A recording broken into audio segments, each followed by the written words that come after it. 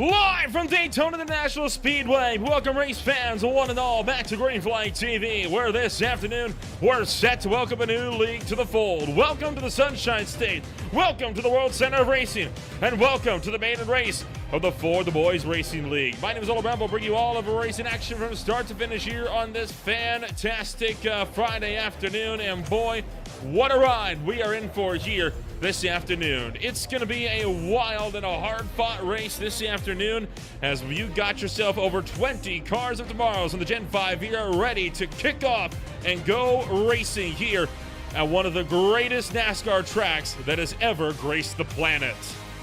It's called the World Center of Racing for a reason. Home to the Rolex 24, and what a phenomenal place to kick off yet another NASCAR season. And of course, these cars running virtually unrestricted, 220 plus miles an hour.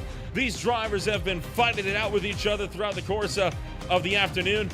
And it is looking like it is going to be a true barn burner throughout the course of the championship so far. We'll go over the schedule, over what's going to be coming on up next. Of course, there is absolutely no playoffs, no chase. It's a season and points total utilizing the old Winston Cup Series formats. And well, with all of that, the schedule going to start it off here at Daytona tomorrow. Next week, 2 weeks with the 1 week break for Independence Day. They'll swing out to the Atlanta Motor Speedway. From there, it's to Auto Club, then Texas, then Chicagoland, Kansas, and Michigan. We'll take a trip down to the Charlotte Motor Speedway, followed up by Bristol, Kentucky, Las Vegas, Chicago, Darlington, Miami, Homestead Miami Speedway, and we'll wrap it up back at Atlanta Motor Speedway on October 19th. A 15-race calendar then in store for us here this afternoon, and it all starts at one of NASCAR's most infamous racetracks. It is, of course, Daytona International Speedway, one of the quintessential NASCAR facilities. And, myself and several of my colleagues, like Austin Esther and Derek Watson, have said it before, right? But it just is not a true NASCAR season opener if you are not starting here at Daytona. Qualifying virtually wrapped up for all drivers involved. There were 23 trying to put down times. 20 have been successful in doing so. The gaps are immense from top to bottom. A 40.064 currently leads the boards. A 49.44 sits us at the bottom. That is a good 8/10 off the pace. Virtually unheard of at a track like this. But when you got cars this quickly, the lines you take can matter. And it's going to be a real fight for drivers this afternoon. Remember, those tires going to be a big factor throughout the next 250 miles and 100 laps of racing. Only 3 sets available for drivers in the pits this afternoon. So tire management going to be absolutely crucial this afternoon. 3 drivers have yet to put down times, and I'm not expecting any of them to be putting down times here this afternoon. I want to quickly again thank the For the Boys Racing League for having us on board with this absolutely phenomenal series. Usually when we call stock cars, it's something like ARCA or it's something like Gen 7s. Never before have we been able to grace our presence here with these cars of tomorrow. And, well, I guess you could call the cars of yesterday, I guess, at this point in time. But known initially for the rear wing that was removed after several major airborne crashes. Of course, most infamously, Carl Edwards, 2009, Talladega. Ryan Newman, 2009, Talladega. Brad Keselowski, 2010, Atlanta, after his feud with Carl Edwards came to blows. And, of course, other drivers helping to pioneer and show off just how good the safety aspect of those cars were. Biggest situation of that, Michael McDowell, 2008 at Texas. And so many more. The racing today is going to be immense. It is going to be absolutely phenomenal. And I tell you what, we're going to be in it for a wild, wild drive here this afternoon. Qualifying is just wrapping up from the Daytona International Speedway. And we are just about ready to rumble here for the Daytona International Speedway. So we'll roll things over into the race session, and it's time to take a rundown of what the field is going to look like from top to bottom here this afternoon. And they start something like this. Aaron Smith will be on pole position with the PT Autosport Yellow Vision number 70. He is the driver that sets the 40.064, and he will lead us to green as the first ever pole sitter for the For the Boys Racing League. Brendan Marr will start beside him for the EPI number 51, almost a full tenth of a second off of the mark. Row number 2 holds Noah Blackwell with NJBDesigns.com number 18. He will be starting alongside Joshua Gagnon with his Silver State Relief Ford Fusion. From there, rolling back to row number 3, it's going to be Chuck Sweeting in his number 75 Impala. Run to the Charger, it's Matt Press for Elite Performance Industries. And the EPI number 99 will start in 6th. Row 4, it's Matt Telder with the 4D Racewear number 1 Chevy Impala. He starts in 7th place, alongside John Nichols, starting down in the 8th place spot for the Rad Hangs number 41. 9th place in row number 5, going to be headed up by Chris Gore for the RacePI.com number 89, alongside the Charger for Tubbs Graphics. It is Kyle Taub running to close out the top 10. Top half of the field headed up by John Phillips with the Mountain Dew number 27, Shades of Dale Earnhardt Jr.'s old number 88 paint scheme with National Guard colors on there as well. The driver of the number 4 of Jason Dalton will start in 12th. From there, 13th place going to be headed up by the RacePI.com number 26 of Jonathan Evans, 3/10 off the mark. And just beside him is Daniel Moynihan with the Subaru number 53. He starts 14th. Less than 10 cars to go now. It's the Home Depot number 20 of Hunter Sr. to start it off in 15th place alongside Samuel Fontaine with the Pepsi number 88 Chevy Impala for KJD2. From there, row number 9 going to hold Timothy Kemper with the DuPont number 72 alongside Brandon Burkhart for Nitro Racing. Top 20 headed up by Donald Castillo for PFD Motorsports alongside Colin Savage. And from there, 21st place will hold Trevor Huff. Trevor Huff not putting down a qualifying lap with the EcoFuel Saver number 71 alongside the Budweiser number 9 Dodge Charger. Close down the field then this afternoon will be the SRAM number 90 Dodge, and 23rd it is KH Donahue.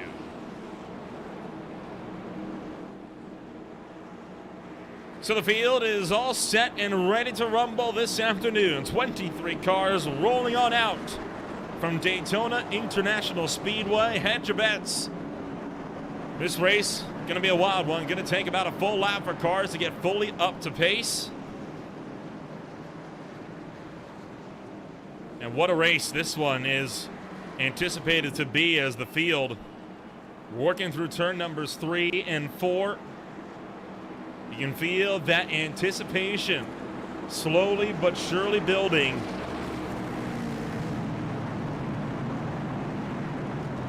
For viewers new and old, we're happy that you join us here on this fantastic Friday night as all 23 cars are lined up and ready to rumble. The iRacing pace car going to make that duck down and into pit road. Time to get the party started. It's a brand new series, a brand new season. It's time to go, go, go at Daytona!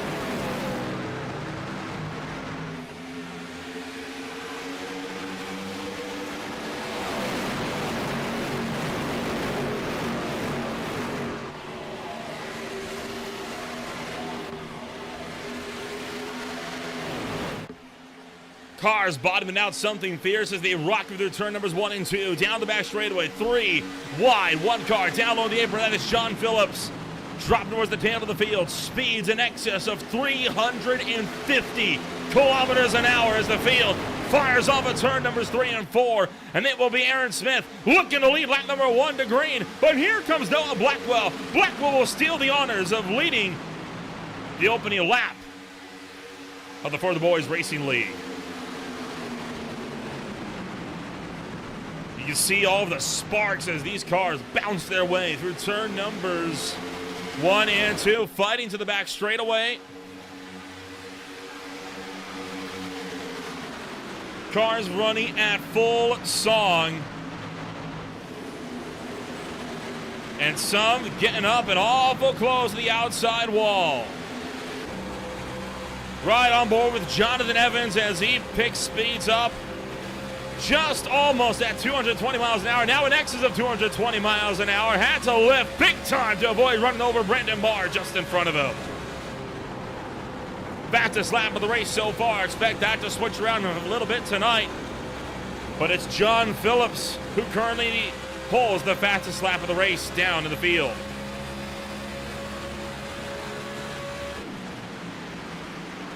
The 99 to Matt Press, looking like he wants to go, running the old Casey Mears colors. Replicated the looks of the old Geico number 13. Oh, a bit of sideways and power slide going on out of turn number 4. He's got the number 1 of Matt Tellner just behind him. While up top by himself, it's Chuck Sweeting holding his own.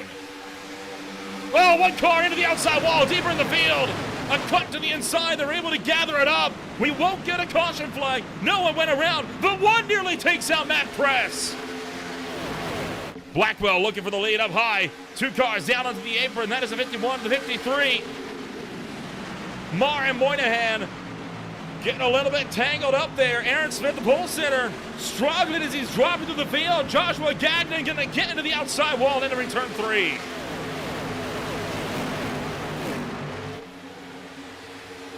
Blackwell continues to lead the way from Daytona International Speedway, while Trevor Huff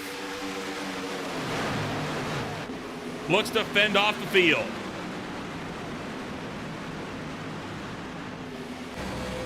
On board with the roof of Noah Blackwell facing backwards. Gosh, these cars sound beautiful at full song, don't they? Being pushed to the absolute ragged edge. Sweeting, Press, Telder all want to go. One car is again slapped the wall back here. That is number 53.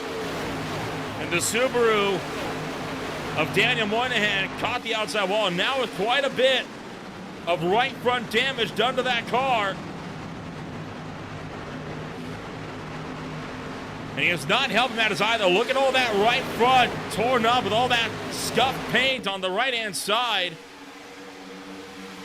That is not going to be doing him any favors, and he's not the only one. Look at this. We're going to go 3 wide, deeper in the field. Looks like we'll gather it up with the 27 of John Phillips. Looking strong. Caution is out. Oh, we got a big crash up in turn numbers 1 and 2.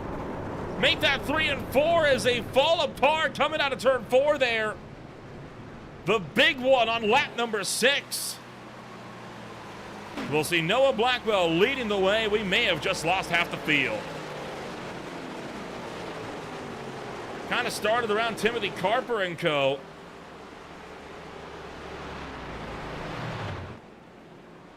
Yikes. Absolutely brutal drive for everyone there as they kind of got shoved all over the shot. We'll take a look back, find out what happened. So this is working into turn numbers 3 and 4, looking for where this may have started. Is it the number 1 car? No, it's the 89. Chris Gore run over by the 72 of Timothy Kelper. Around goes the 51, gets caught up with a big hit. The 4 comes flying in. The 20 goes flying in. Look at the 51 escape down low. And how about the 90 through the middle? Also escaping unharmed. The 8 car as well. Just barely ducks around them. Some absolute insane dodges there as Kemper collides with Gore to bring out the first caution flag of the league.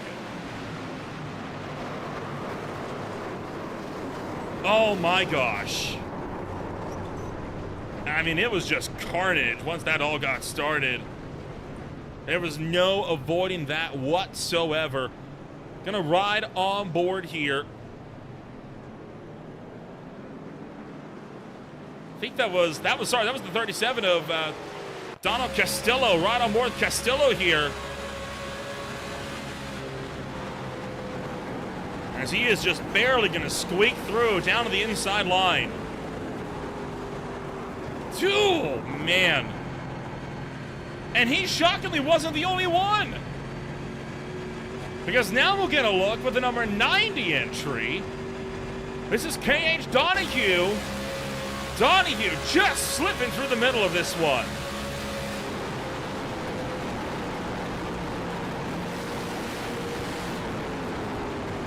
Sees the crash happening, lock it down, just slip through.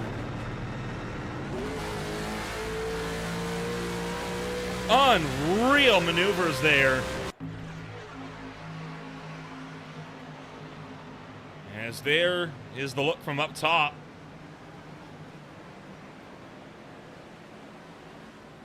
And one by one, they just pile in behind him. How about the 8 car as well? Getting that thing locked down. That was Brandon Burkhart that had his near miss.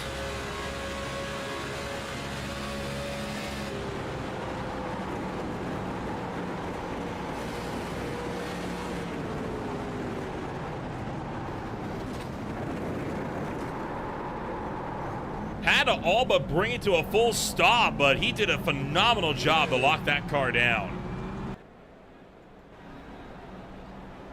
Well, yellow flag number 1 is out on the afternoon. Good number of cars torn up and collected as a result of that major incident.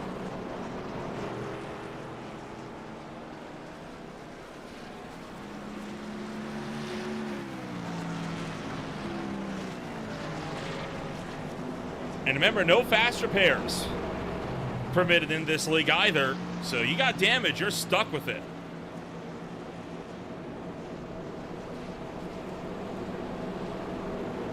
'23 started this race. We are down to just 19 on the racetrack. All are on the lead lap.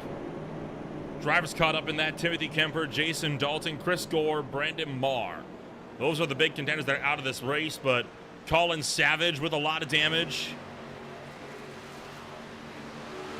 Hunter Sr.'s got quite a bit of damage. John Phillips is torn up. Kyle Taub still has some damage as well. I think the left side of Daniel Moynihan is kind of pushed in a little bit for the T-bone shot that he took in the middle of all of that. But it's a long race. Plenty of chances to gather it back.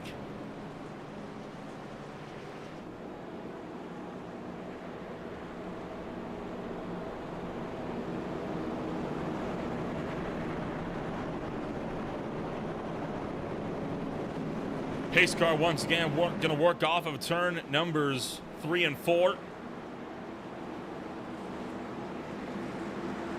The Ford Mustang FR 500S will depart the racetrack, and Noah Blackwell set to roll back at it.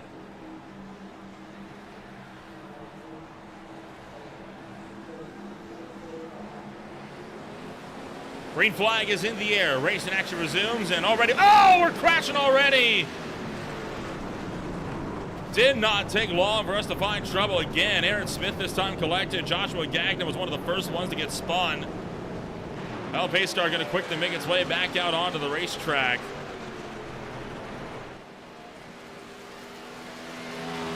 That's a shame.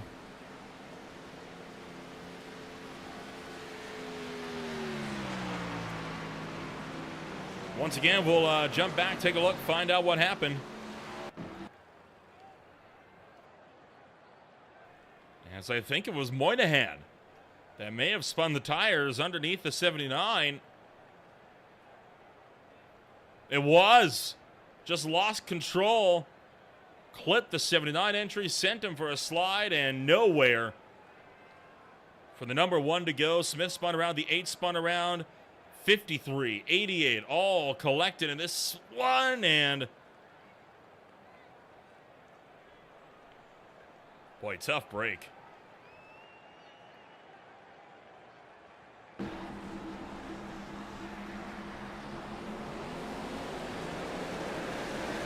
Just one car, that's all it takes, and again, it's just pandemonium.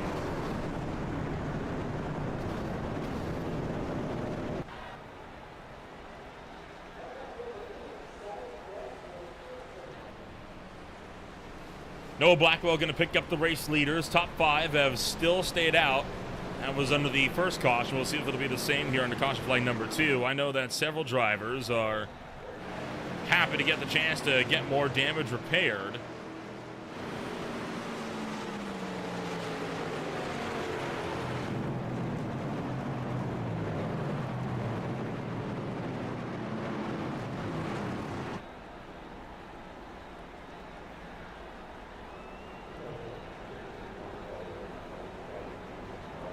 And in fact, a good chunk of the field going to come back down to pit road. All of these are drivers that were caught up in incidents prior. We're just looking to top up some fuel.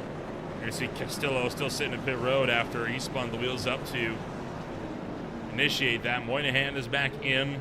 So is Fontaine. And in fact, the only drivers that stay out are those that are in the top 6.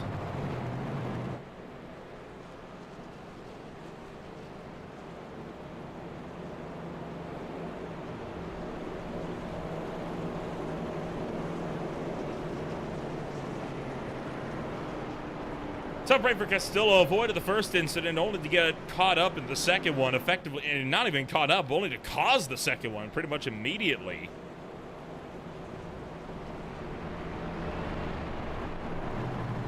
Hey, these cars are no joke, right? I mean, you're talking well above the 650 horsepower that the Gen 7 sports. These cars are working here. I mean, again, speeds well in excess of 120 miles an hour when you're in the draft. It's not going to be the usual bumper-to-bumper style pack racing that we're used to seeing. Almost something more akin to that of the 87 cars, just a bit more extreme, I would say. And with roof flaps. That's the big difference as well. I was talking to Brendan Marr just before this race, and he was saying, you know, the fact that you can only really pull 7% of the horsepower out of these cars, and well, when you're in the draft here, there may as well be nothing at all. I don't think it's something we really brought up much in the earlier portion of the race as well, but we're running the older 2008 scan as opposed to the more modern 2010, 2010s, 2020s scan. So it's very bumpy, very uneven. The tri-oval full of imperfections in particular. So that wheel spin, something you got to keep an eye out for. It can catch you out, and we saw that in play the last time we were at this older 2008 scan, which was with the High Tide Racing League Guardian Premier Series, back when it was dubbed the MFRD Cup Series. For their second season, they ran Gen 4s here. They had about 10 cautions and 100 laps, and 2 of them were caused by the same that we just saw Castillo do. Those bumps, man, they will bite you big. And we've already seen the immense amount of sparks that can fly out from the undercarriage of these cars as they bounce and bottom out, especially in turns 1 and 2.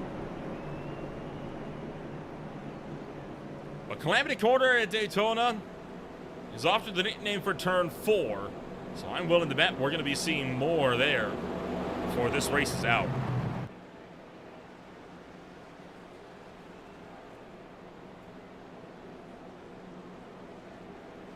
Sit rep. 23 cars started the race. 19 remain. 17 on the lead lap. The drivers that are laps down are Colin Savage in the number 13 and Timothy Kemper. They are 2 and 5 laps down respectively. And in fact, we'll have another car as Brendan Marr going to make his way back out onto the racetrack. 1 lap down and currently in the catbird seat for the Lucky Dog.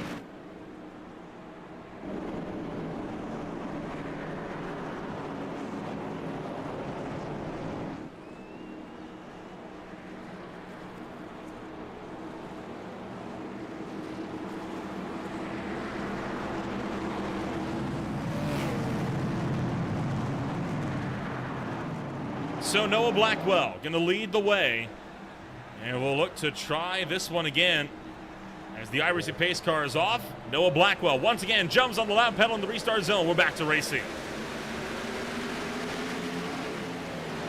Oh, Trevor Hoff caught with a black flag, and quickly going to be rectified. I'm willing to bet probably got caught for passing someone before the line, and, well, I didn't see him do anything wrong, so that's going to get cleared.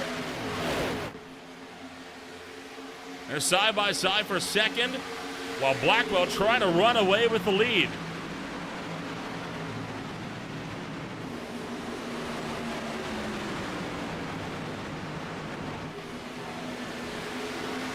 And quickly, Blackwell going to get swallowed up as Chuck Sweeting goes up high, and now Sweeting looking to lead his first lap of the season, and he's going to do just that. And remember, with us using the old Winston Cup Series points format that they used from about 75 to 2003, that's 5 bonus points right there just for leading a lap. And when you can have up to 175 points for a win, that is a number you want to get as high as you possibly can. Now Matt Press goes up high. He wants to lead a lap. But Black will not make it easy. Oh, check up on the outside line. As Sweeting checks backwards towards, I believe that was Trevor Huff. Huff going to cut down low as a result.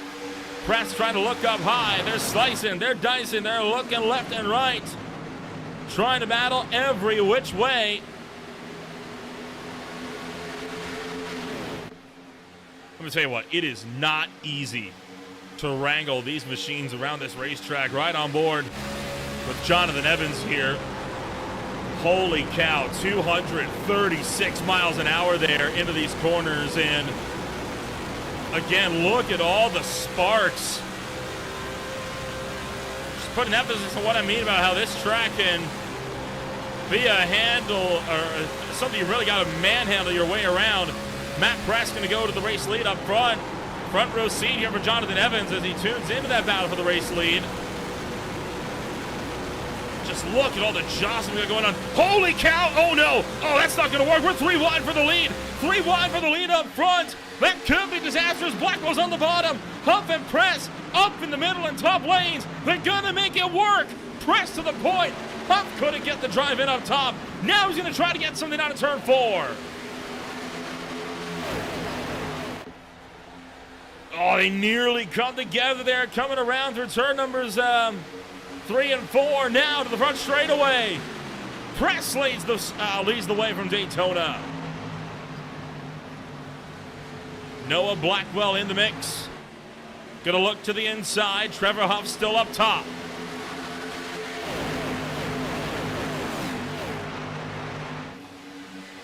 He's gonna quickly cut low. Trevor Huff looking for the point here in turn 3. Back through 4. Blackwell takes it.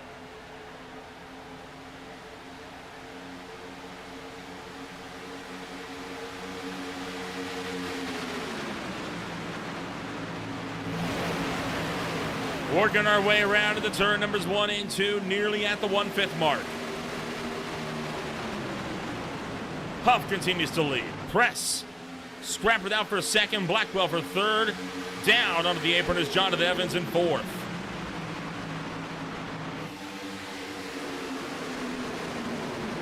Tell you what, they're putting on a fight.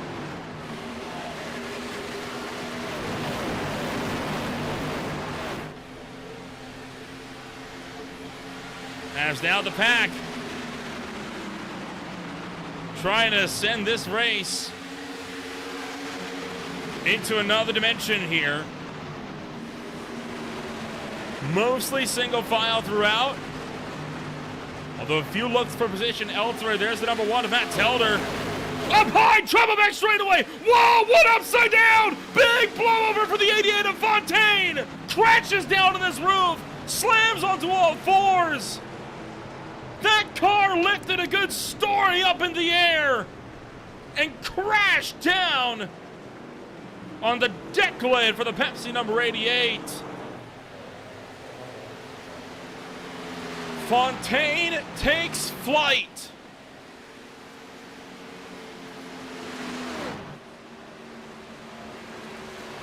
Holy cow. Take a look. As it's just going to be... Fontaine just got turned by the 79 of Joshua Gagnon, and look at the height that he got. Tumbled back over onto all fours and spun her through the infield grass.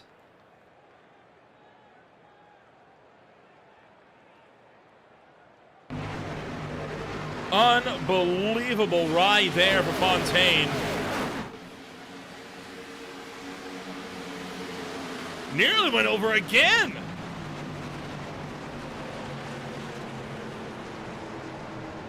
That is just unbelievable. I mean, that car just went. It went, and there was no stopping him. Look at how high this car is going to get in the air here as it gets turned around backwards, and once the air got under it, it was over. Up. Over. Holy cow, what a ride.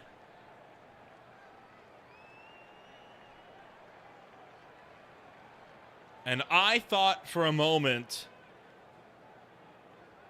that he was going to start barrel rolling down the back straightaway.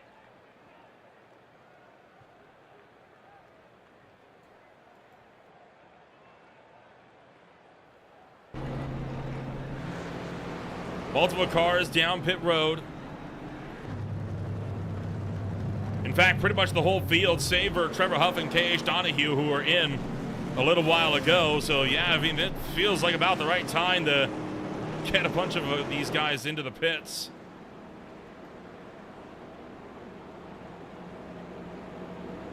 Right on board with Brandon Burkhart with that incident, as he got a great view of that number 88 car being pitched upside down.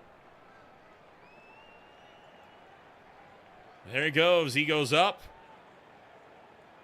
and over as he had to jerk the wheel left to avoid a spinning number 79.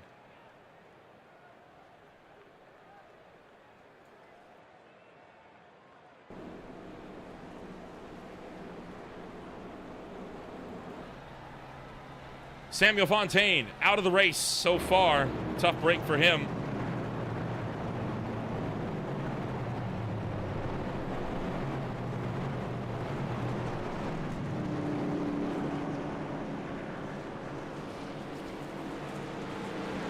We'll get one more look. This one will be on board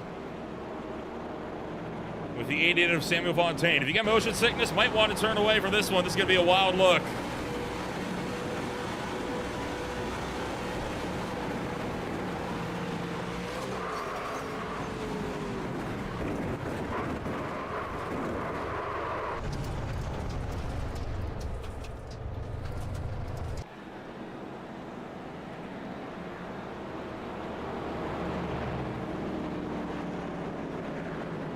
Lights go out aboard the Ironson Pace car as Chuck Sweeney is into pit road, and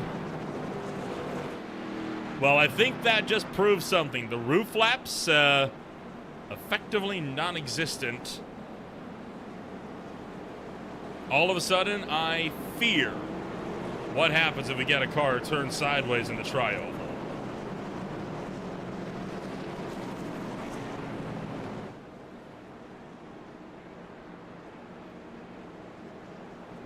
Down to... oh, no, sorry. We do still have 21 cars on the racetrack. Down to just 17 on the lead lap, though. And among those is Fontaine. Samuel Fontaine back out onto the racetrack. I mean, hey, pointed out by not the best sim racer in the YouTube chat, Damage, despite the ride, shockingly does not look that terrible. I think the biggest damage he would have taken was to the rear end when he landed. Outside of that, it doesn't look terrible. I mean, that is a car that could very easily find itself in good working order. So, well, who knows? This race has been a wild one so far, and again, would it be the wildest thing we've seen on the channel to see a car that's been flipped upside down go on to finish the race? You look no further to that than the SRA IEL Truck Series on Saturday nights. Dale Rapp nearly doing the same after he flipped over at Talladega. Nearly went on to win that race.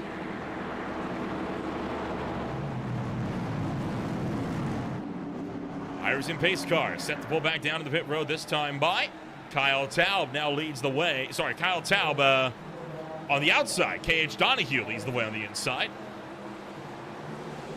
Green flag back in the air.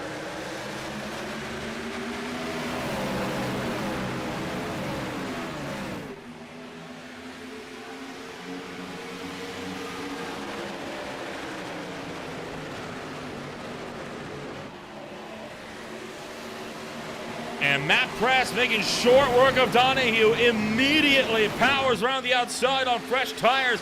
This is one of the few times where tires matter a great deal on the Super Speedway. And we just saw the difference between fresh rubber and old rubber off the initial jump. Taub looking to fight back though. Trying to go around the outside. Matt Press maintains the lead.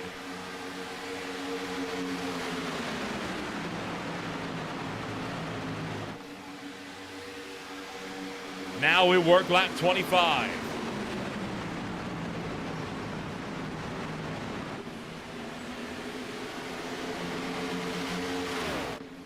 Already you start to see several drivers have been forced to drop off from the main battle pack here.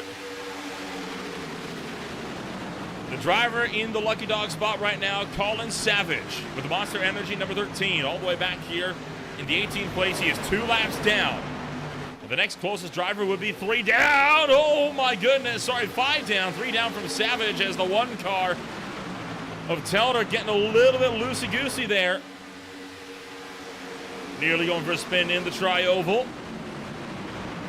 Fastest lap of the race set by Edwin Latouf that time by. Oh, there we go, back straightaway, another car going over.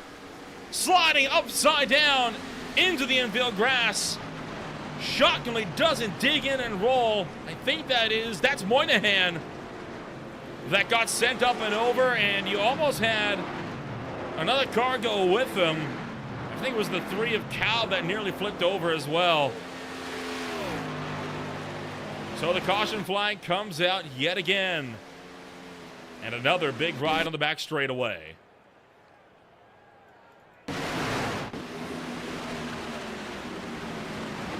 Now, where did this all start? Oh, the 3 and the 53 just got the wall, spun down, and then just like that, the 53 goes up and over. Got some help from the 88 car of Fontaine, who tumbled over. There goes the 53, kind of bouncing along. Oh, Aaron Smith cuts through the middle. A big hit for the number 9, though, of Evan Little, who just set the fastest lap of the race that last time through.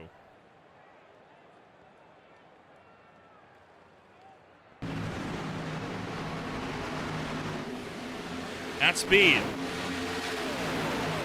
Wall, car, on from there. Look at the 3, down to the inside. Nearly got pitched upside down, and Matt Smith with the power slide right through the middle of that. Right on board with Smith in the Yellow Vision PT Autosport number 70. As this is actually Matt Telder, sorry. Oh, no, he did not get in. He's the one that almost sent the 3 car upside down, though.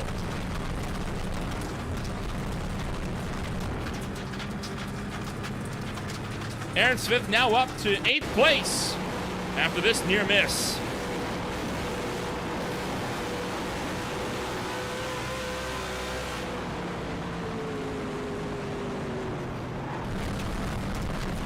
Great job to get through that.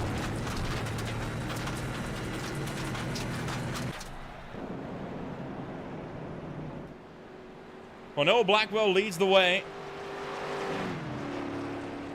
And we might have to start a flip counter here, because that is our second one of the night in under 10 laps. This has the ability to, has the potential to get out of hand in a hurry.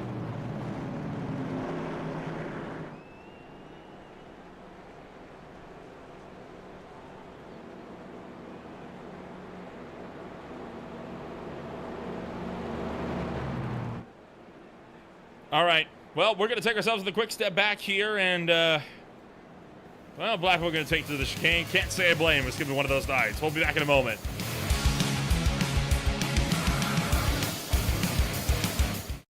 Racing isn't easy, but experiencing it is. iRacing puts you in the driver's seat with the industry's leading sim racing game. Drive on laser scan replicas of the greatest racing circuits from around the world. Go head-to-head against other drivers chosen by skill-based matchmaking to ensure competitive racing at every level. Compete across all your favorite series. In officially licensed cars, engineered to deliver the most accurate driving experience possible.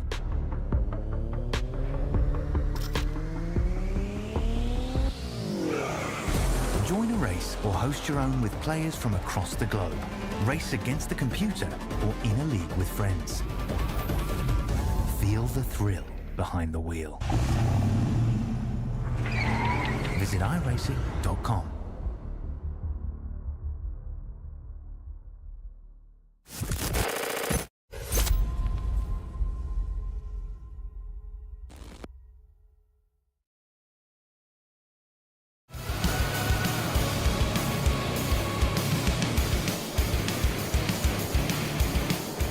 Welcome back to Green Flag TV, where we are moments away from return to the Green Flag Racing here for Season 1, Race 1 of the For the Boys Racing League. You're watching Car of Tomorrow action for the Daytona International Speedway. My name is Lorenzo, bringing you all of racing action from start to finish on Sunday night.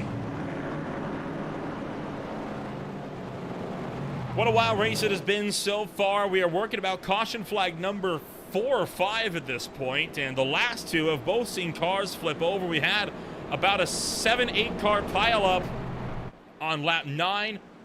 We saw Samuel Fontaine go roof first on a blowover coming out of turn 2 cautions ago, and this latest one, the 53 of Moynihan, went up on his side. Kyle Taub got up on his side as well. And again, looking like it's going to be one of those types of nights as the field working their way through turn numbers 3 and 4. And we are just about set to go with more racing action this afternoon.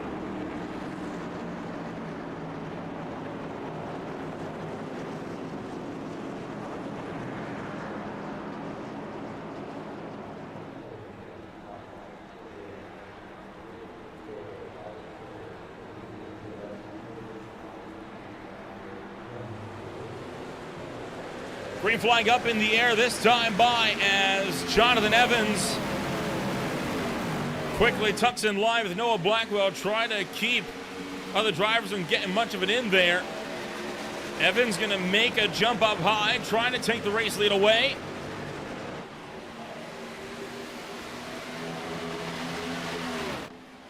While Matt Press and Joshua Gagnon continue to fight it out just behind him. A black flag for Timothy Kemper off of the restart. And the driver, the number 72, may be trying to contest it.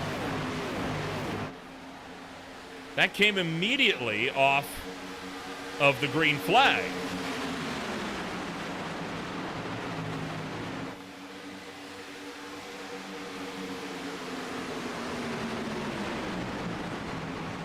Well, while these guys start to battle it out for the race lead, let's find out what happened to Kemper here, as he is into pit road. He's down to the racetrack, and, I mean, yeah, he passed someone before the line. That much is clear.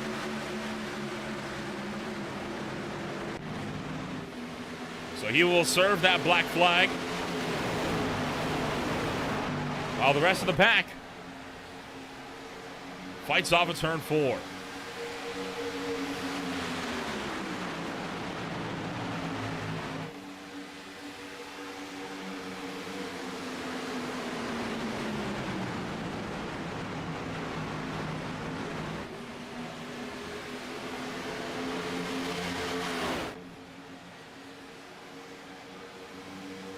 What a battle these drivers have had themselves here this afternoon. It has been a hard-fought race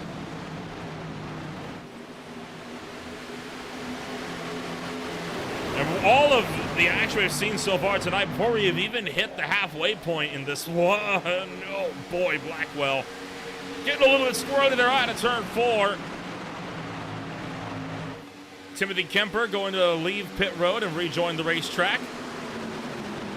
A lot of the drivers that are many laps down, like Kemper and Dalton, who are 13, 14 laps down respectively. Oh, look out, Kilrow! Not Kilrow, Blackwell into the outside wall. Field gonna go evasive, everyone's gonna miss him. No caution, we'll keep the green. Kind of going back to that, they're just hoping that drivers like Trevor Huff will retire so they can pick up some extra spots. It's not a bad strategy, and again, every position matters when you get the points format that these guys have got over here with that old 75 to 2003 Winston Cup Series format. You're going to want to really make sure that you're absolutely on top of it. Especially since there's no chaser playoffs to help you out. It's a season-end points total, bar one drop week.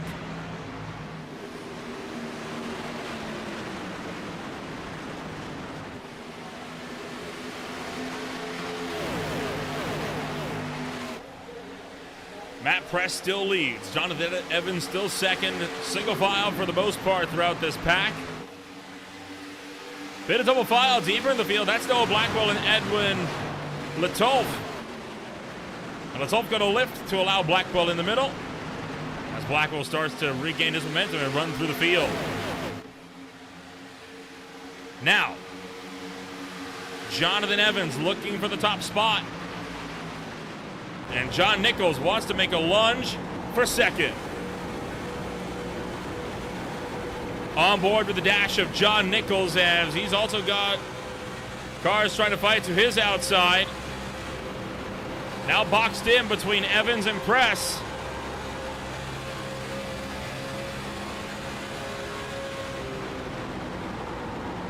And he's going to be pushed up to the outside wall following the EPI number 99 around. There goes Evans down to the bottom side of the racetrack. And does Nichols look low entering turn 3? No, he's going to tuck it in line. That outside lane is powerful at a track like this, and you can tell how much these drivers are trying to run it, making great use of it for overtakes.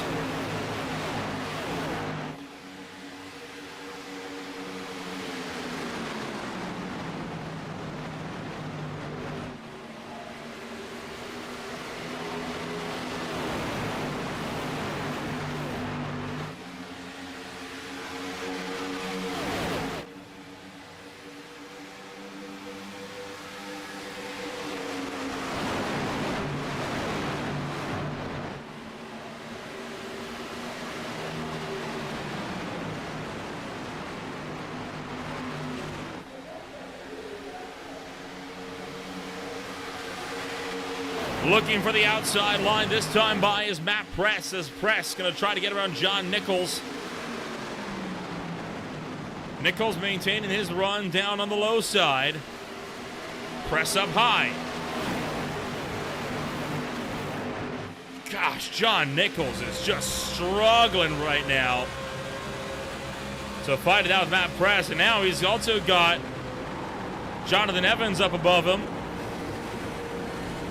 So he's got two different drivers he's got to fight it out with now.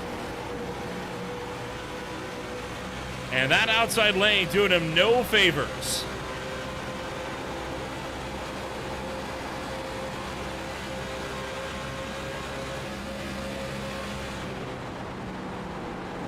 Out of the passenger side door, there is Matt Press as we switch over to Jonathan Evans,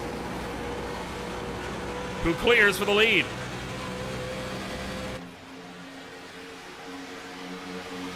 One of the cleaner runs that we've had so far tonight. I think a lot of the field getting a bit separated, getting more used to how this track runs with this very, very unique aero package. As I say that, we nearly come together on 4. As Taylor and Burkhart nearly come together. Blackwell still in the mix as well.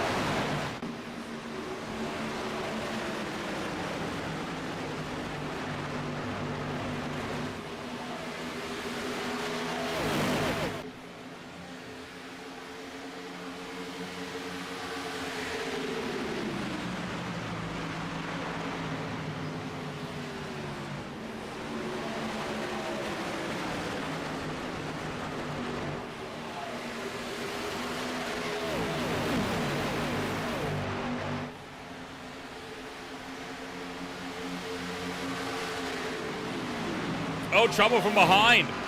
Daniel Moynihan, a black flag being given to the driver of the number 53 here. Not sure what that black flag is for. We'll do some digging and try to assess.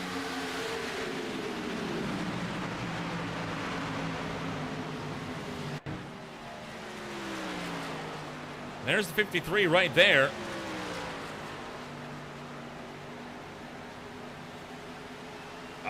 Caught the wall. May have very well just been an incident limit penalty. And oh, we got trouble. Trouble, big trouble. Jonathan Gagnon into the outside wall in the tri-oval, and caution's going to come out. Looking like Telder may have been caught as well. And the yellow flag is out once more. Whoa, my. Right, there's a story there that we have clearly missed. Try this again. This is coming off turn 4. Oh, the one just washes up and just takes out the 79. I don't know if he got tight or what. But Telder spun it out and got right back into Gagnon, and that's going to cause the 79 car to slide all the way up the racetrack and up, up, up into the outside wall.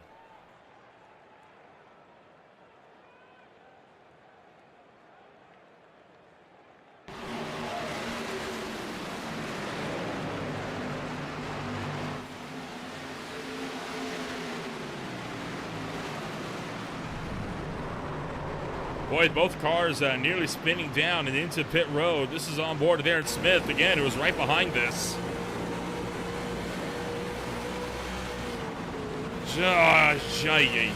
Just, again, has to stab the brakes to avoid it. Boy, Smith's been at the center of the action a lot throughout the course of the afternoon. So let's do this.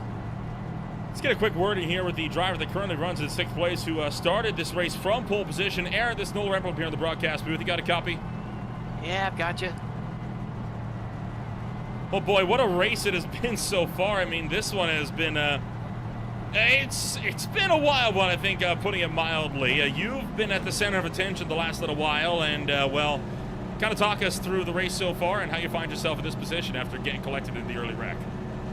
Well, I knew that tire saving would be the biggest strategy here. We only have 3 sets, so it looks like a few of these guys might be taking their second already. So, yeah, we'll see how that plays out. But, yeah, I got dumped straight into the wall in one of those wrecks. I had about 1.5 minutes of damage. Got that fixed. I can't fix all of it for some reason. The pit crew keeps telling me that, but the car looks fine. But I have a few settings right now that should play out in my favor regardless of how this race goes. So hopefully it'll keep playing out this way.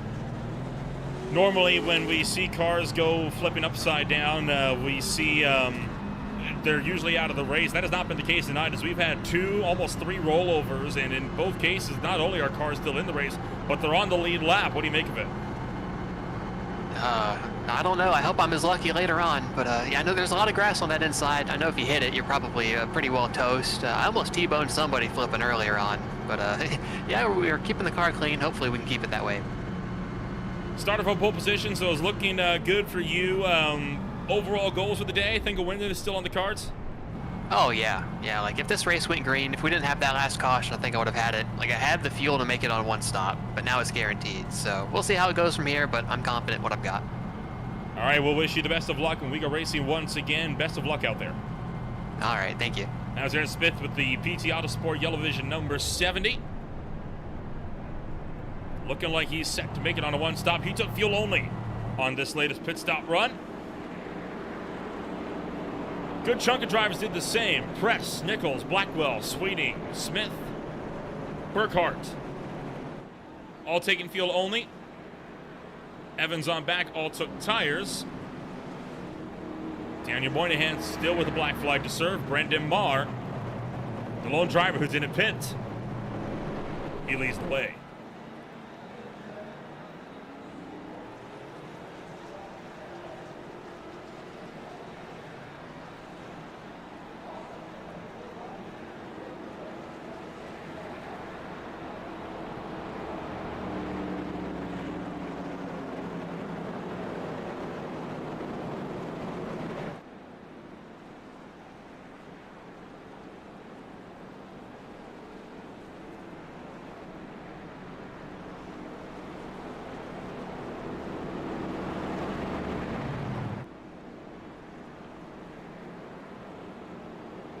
Just shy of the halfway point in round 1 of 15 of the For the Boys Racing League.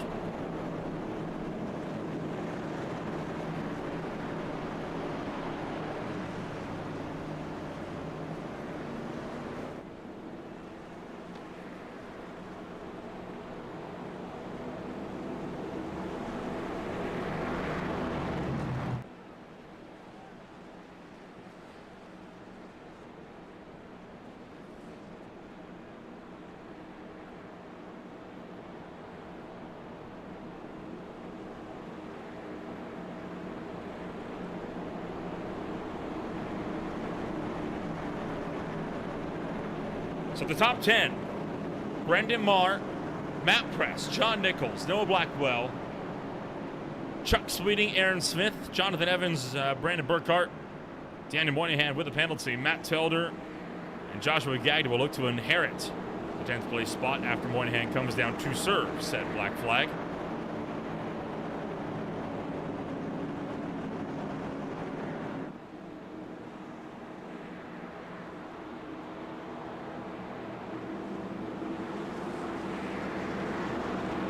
Still a long way to go in racing action tonight,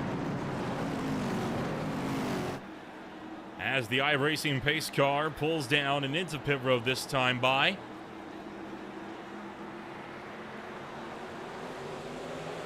Green flag is out, and Matt Press leads the way to green.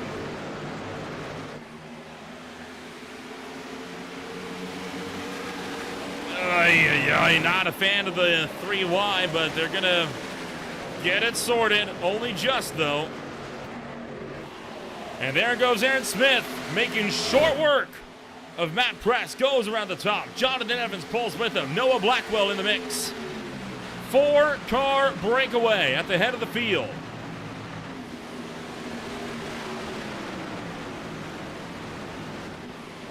Oh, and a quick look to the inside for Jonathan Evans. Evans trying to make that lunge down low, not able to make the, oh, he might be able to make it happen here. Smith left the door open, and Evans to the point. Press trying to get the nose in there as well. Blackwell not able to do the same.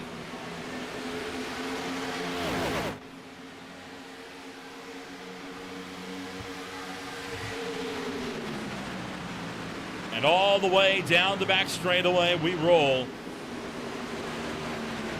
Plenty of action still left under the belt.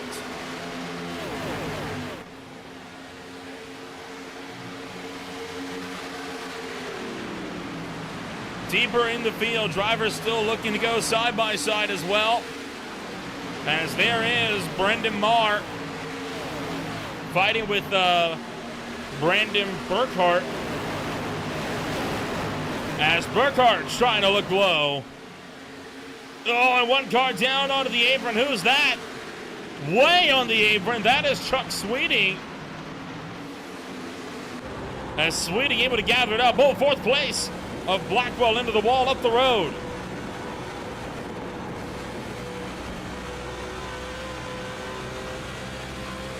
Still 21 cars in this race. Trevor Huff and Chris Gore The only contenders that are down and out.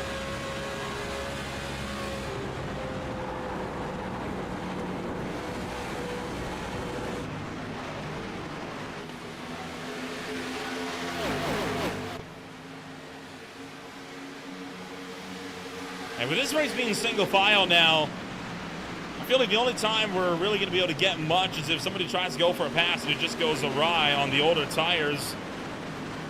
It feels very much like we're watching a race at the newer Atlanta Motor Speedway at this point now. You know, where you start off full throttle, and as the run goes on, as the tires wear in, you got to lift more and more. You just get more and more spread out. That's what this feels like right now. Of course, these cars also had restrictor plates on them in the real world. Those restrictor plates are not present this afternoon, it seems.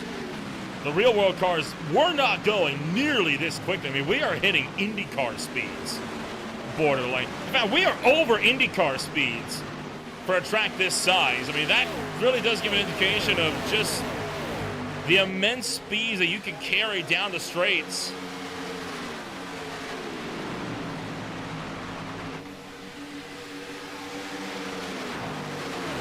Halfway home this time by 50 down, 50 to go, and 125 miles are left to run in the Daytona 250.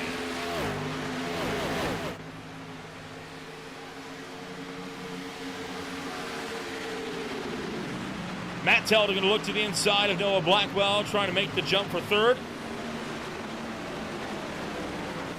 Joshua Gagnon tucks up just a little ways behind. Really kind of feathering that throttle there as we'll jump back a little bit to look at Chuck Sweeting.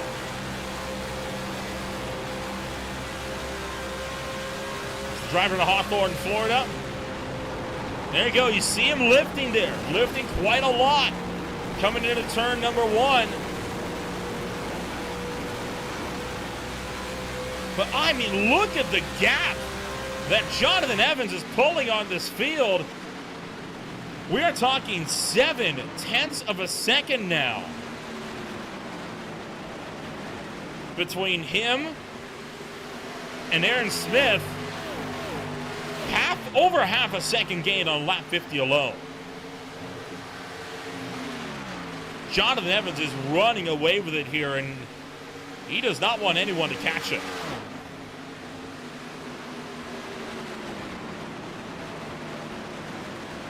That's the beauty of COT racing, right? It turns what would normally be potentially a mundane super speedway race into a real thriller, because now we get to see a lone car actually pulling away. Other drivers making moves. There you saw Telder making a move, and behind them, a big battle pack starting to form.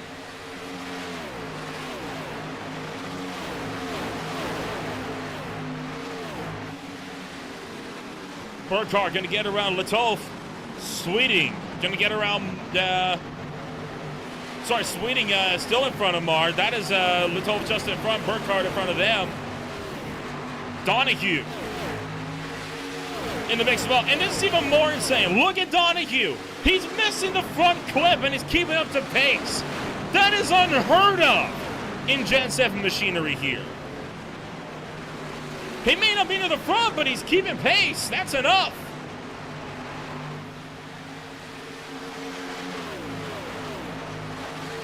Edmund Latouf still battling it out with Joshua Gagnon and co. Gagnon kind of feels like a cork in the bottle almost here with that Ford Fusion.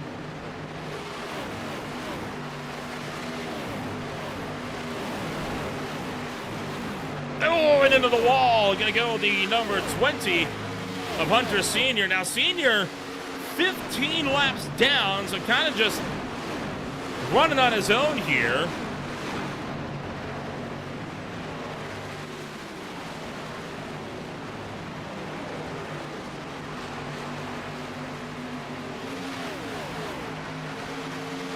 But you see him very much trying to keep down and out of the way, not wanting to get too much involved with the pack up front.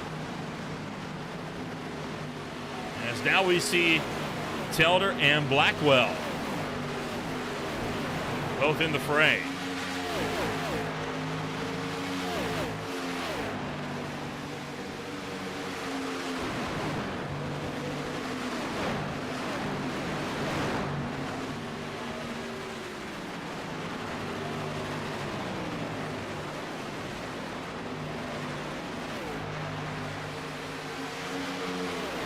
So the field going to continue to scrap it out one after another, and what a race that these drivers have got with each other. I mean, a 3-car breakaway up front. There's first, second, third. There's fourth and fifth.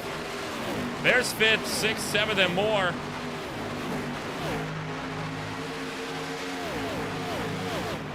I mean, this type of race, again, borderline unheard of on iRacing, where the Super Speedway race actually gets this much spread out just on pace variance alone. And this is unfortunately the only time we're going to be able to get a race like this season, as this is the lone Super Speedway race we have on the calendar with for the Boys Racing League.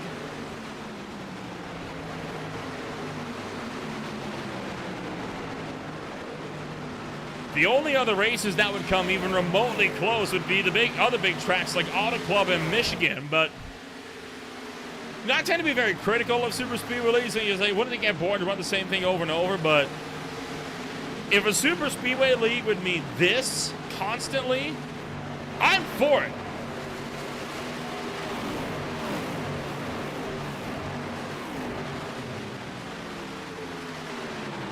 "42 laps to go. And right now, one of our longest green flag runs of the race so far. 21 to the 23 still in the running. 15 on the lead lap, and you can see some drivers like Samuel Fontaine just trying to limp it home. Of course, Fontaine found himself upside down earlier on in the night with a massive blowover, one of the biggest in this channel's history. Certainly had the most airtime out of any flip in green flag TV history.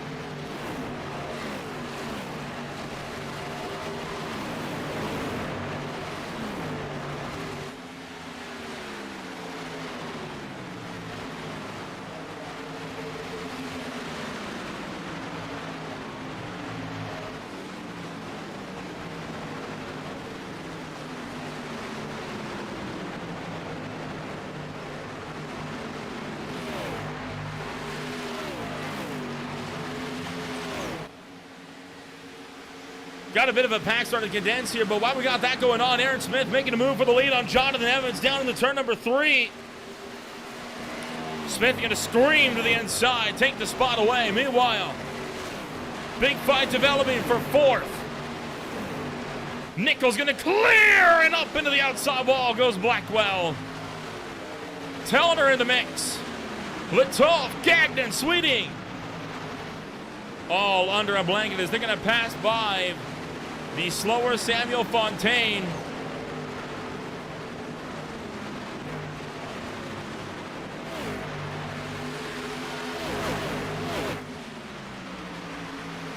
And it looks like after a bit of action there, they're going to get themselves back down to single file.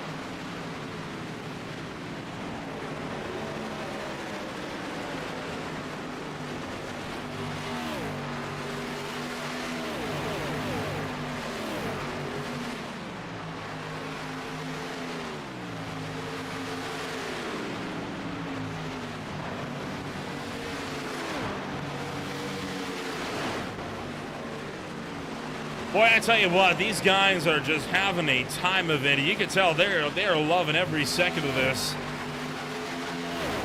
This constant wheel-to-wheel, door-to-door.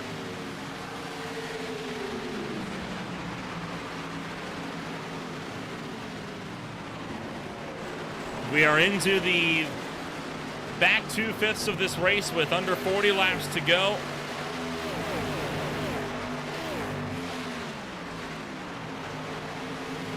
Timothy Kemper now with a black flag, and he has taken the toe to pit road. And Kemper, in fact, may have had a problem here. Hold on. This is Kemper. coming off of turn 4, up into the outside wall, spun down, and trying to get it down and out of pit road. Didn't work for him. He's going to slide right back up onto the racetrack. There was no caution for this. And that is why he is now down pit road and out of the race.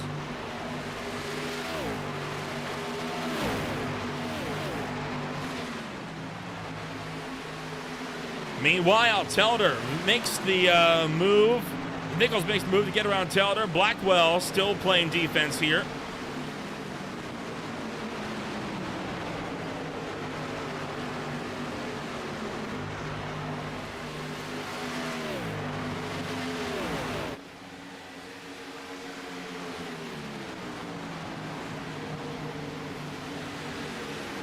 I mean, what a wild turn of events this race is having for us. I mean, just pure chaos, pure pandemonium all throughout, and yet the chaos feels like there's some order to it. There is a method to the madness. Samuel Fontaine with a black flag. Brandon Marr with a black flag as well, as Marr is being forced into pit road. So this is what happened to Fontaine to give him another black flag.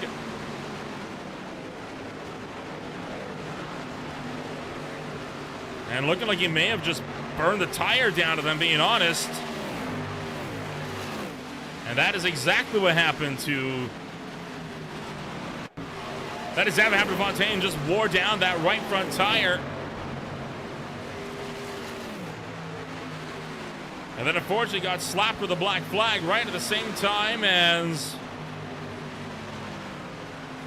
poor Brandon Marr. And pit road is getting to be a busy place as drivers are in for their pit stops here under green flag conditions. Telder and Sweeney going to split John Nichols on the back straightaway.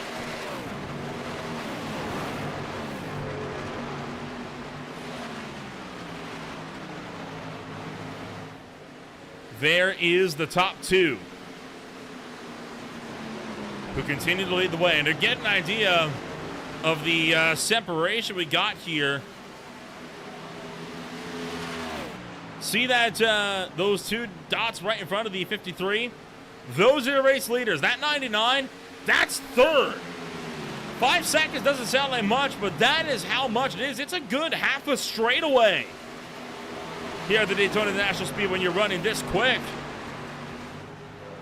Really showing just how valuable it is to be able to make moves quickly here.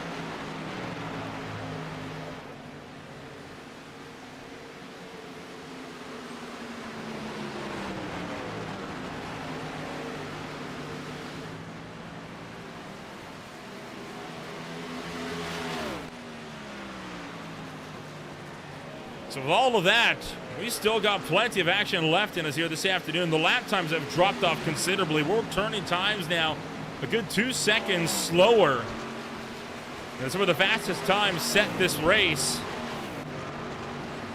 which speaks to the immense pace drop-off over the course of one run. Aaron Smith was saying he is confident in his ability to go for a one stop from here. So he will have to come down to pit road one more time before this race is at its close.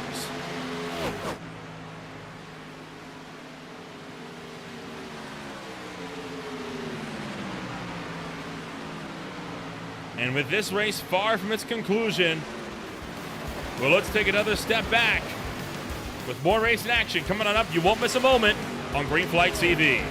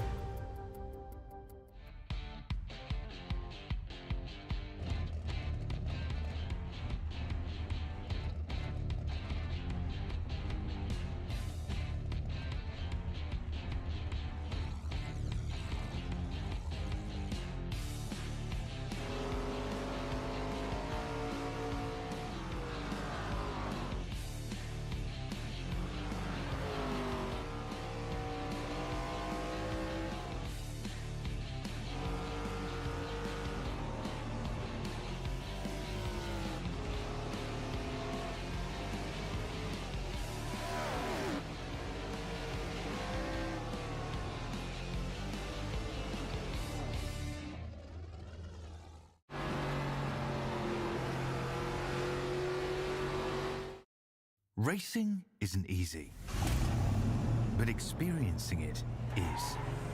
iRacing puts you in the driver's seat with the industry's leading sim racing game. Drive on laser scan replicas of the greatest racing circuits from around the world.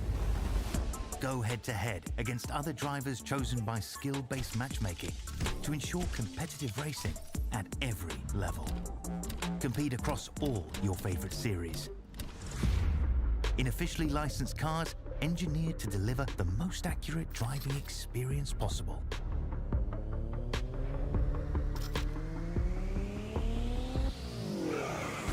Join a race or host your own with players from across the globe. Race against the computer or in a league with friends. Feel the thrill behind the wheel. Visit iRacing.com.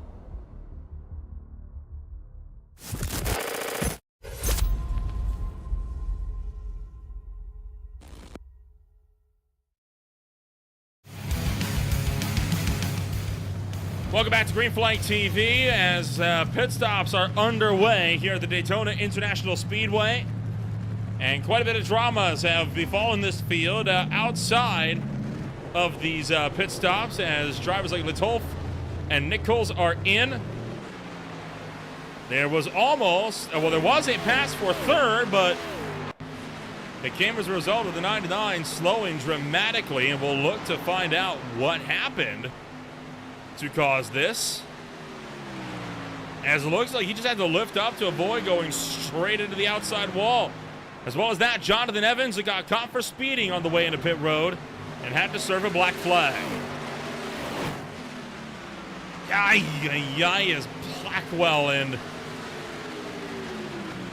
Joshua Gagnon gonna cut through the middle of the field. Right to leave pit road, and now Blackwell nearly getting sent again. By far the longest green flag run so far of the night. And you have more cars in pit road, and yet more cars with black flags as Daniel Moynihan with a black flag. Press with a black flag. At this point, more drivers have been caught speeding on entry of pit road than have not. It's just so hard to get this thing slowed down. And boy, it is costing drivers dearly.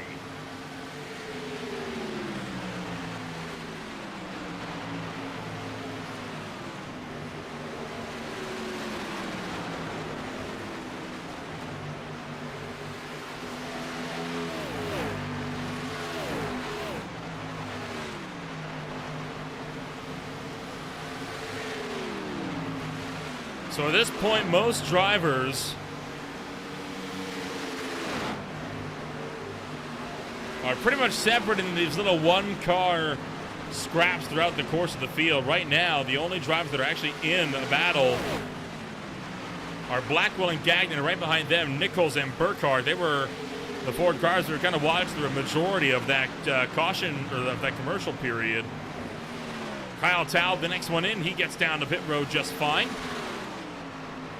Aaron Smith right now stands as the net race lead, and the closest car to him that is pitted, well, he's a good 10 seconds back. Chuck Sweeting now into pit road. And there goes John Nichols. A 10-second difference, by the way, between Nichols and Blackwell. These guys here, they are battling for what is right now net P2.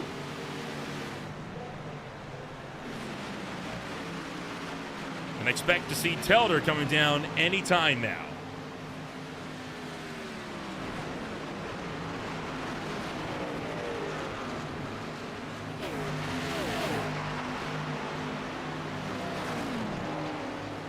Already on the brakes, even in turn 4, just to get that car down to pit road speed in time.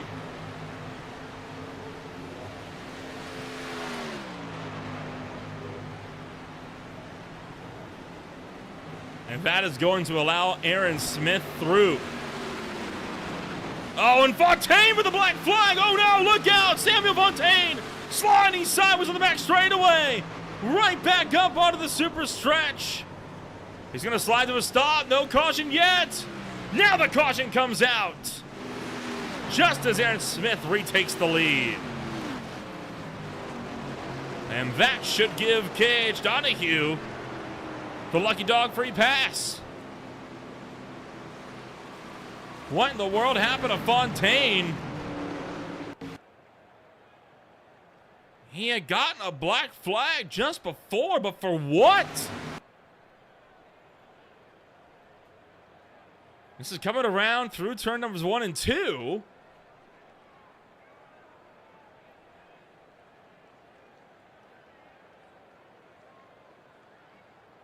Oh, is it for an instant limit? It's for an instant limit because he got hit. Absolutely run over by Matt Press. And that spun the 88 car around. A long slide through the infield grass. And back up towards the outside wall. And that is where the caution flag was forced to fly.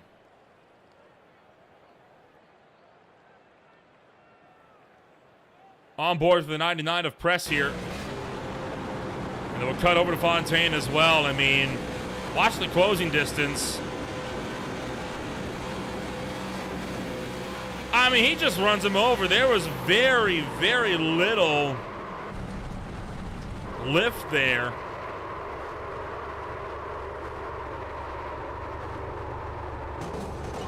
Little kiss of the outside wall. That could have been a lot worse. So Aaron Smith now leads the way from Daytona International Speedway.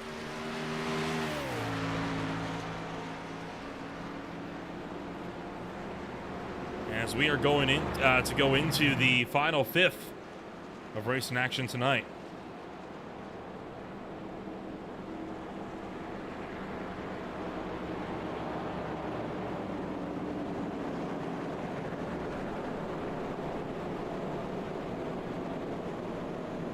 Oh, get a chance to talk to yet another driver here in this one, and we'll look to try and maybe dial up Edwin Latolf here. Edwin, there's no Rempel up here in the broadcast booth. Got a copy? Yes, sir. Well, boy, it's been quite the race for you so far. Obviously, you were kind of running around the edge of the top 5 before that caution flag comes out. What does this do for you? Well, we'll see. I'm around a lot of guys who know how to drive a lot quicker than me, so kind of just been staying out of the wrecks as best I can, and maybe if we have another caution, I'll put some tires on and get a few positions, maybe end up with a top 5 or 6 finish. We'll see. Do you reckon you can take that top 5 on pace, or is it all just hoping for another crash yet to get yourself up there? I think I'll be a little cautious. I don't want to ruffle any feathers on race 1. You know, always a good start. Some drivers, I don't think have taken that message to heart, but a good start for sure. We'll wish you the best of luck, Edwin. Is it Latolf for your last name, by the way? Did I get that right?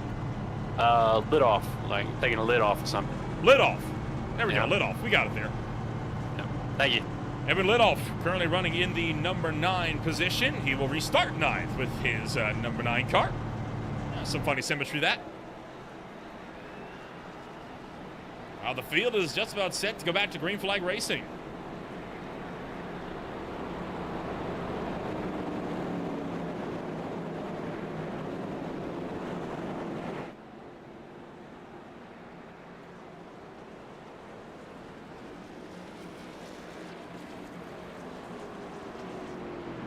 Aaron Smith making room for... Oh boy, what is happening here? Daniel Moynihan. I think Moynihan thought he was going to get a lap back, and he did not. He did not get a lap back, and we're not doubling up either.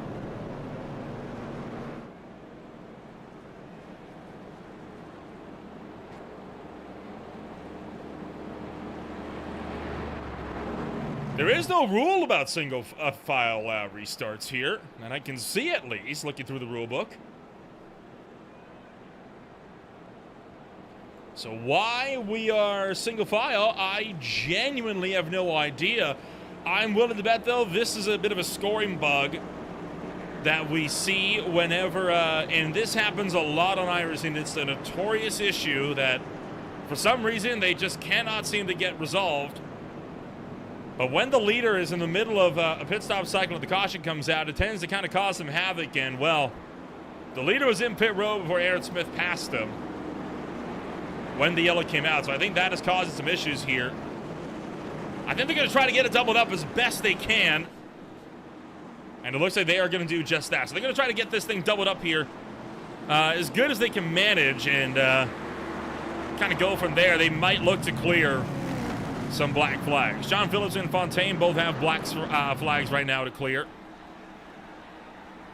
Several drivers have been sent to the tail of the field to avoid giving anybody else unnecessary black flags as race administration hastily works to sort this out. Green isn't out. They're past the line. The green flag never fell. Green flag dropped after the start-finish line. What the heck is going on, man? I mean, and credit, to be fair, I'm going to say this right now. This is not the fault, and you know, okay, they're going to, all right, they've clawed it back. They have called off the restart. We've called it off. We're going to try this again. Now, I have no problems with this.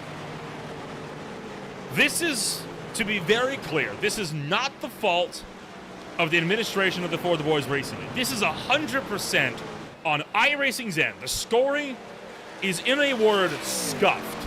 That is the best way I could put it in a family-friendly sense here. So they need to take a minute to get this thing sorted. So they did the best thing they could have. When they realized the green flag wasn't dropping after the yellow flag had come out, or after they had started past their finish line, they just waved it off. So they're going to restack everyone, re-rack everyone, send them all out there again. I like this call. It's much easier to sort this under an extra yellow flag as opposed to having to go through the hassle of trying to sort this all out while you're at race pace, and then, well, then you've got bigger issues on your hands. So we're going to take a second. We're going to let them get these issues sorted, and when we return to do the remainder of this race on Green Flag TV.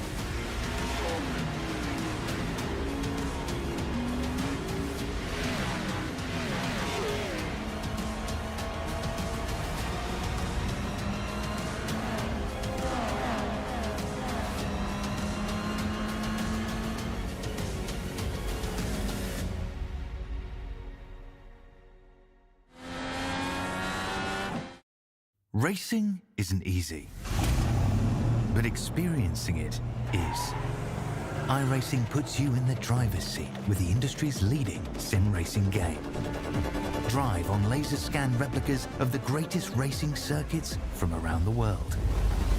Go head-to-head against other drivers chosen by skill-based matchmaking to ensure competitive racing at every level. Compete across all your favorite series. In officially licensed cars, engineered to deliver the most accurate driving experience possible.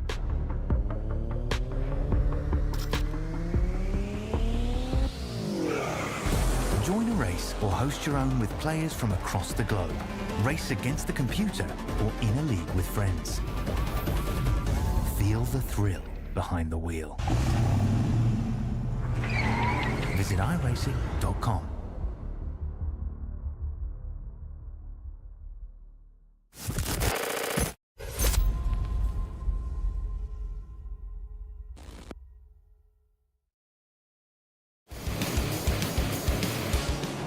Well, we're back to racing action here on Green Flag TV, and we will restart this race with 14 laps to go. Field has been resorted, and I think this time we got everybody in the correct order as iRacing likes it. A good indicator of that is the fact that we're all single file instead of all double file. So I can confirm iRacing was indeed trying to put everybody effectively behind a lapped car as single file. That is why everybody was in the manner they were. It effectively did not recognize that the field was on the lead lap, which it does now. So the issue has been sorted. We will restart this race. 14 to go. If you're just tuning in, welcome to the closing stages of the season opener of the Ford Du Bois Racing League. We are about to start lap 87 of 100 for the Daytona 250. My name is Ola Rempel, bringing you all of racing action from start to finish. And what a race this is set to be. 14 laps the distance. It's been a hard-fought fight for the field so far. No one has really been able to come out of this one completely unscathed. I think every car has got some kind of scuff mark somewhere as the iRacing pace car pulls down to the pit road, and we'll see. I have a feeling we might not be done wrecking yet this race either. Green flag is back in the air.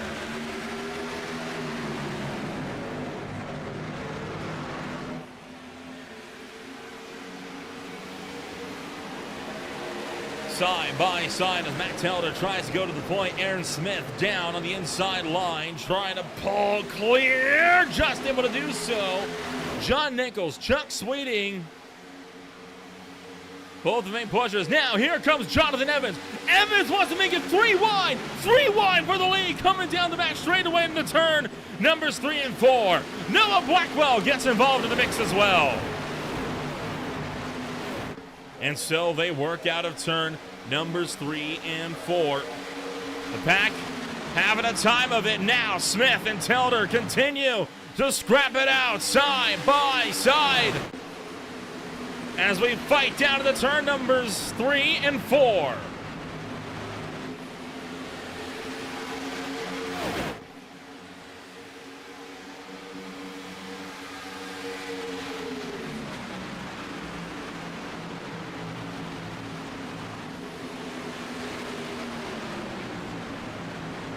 Smith clears for the lead. Telder trying to tuck back in line as well.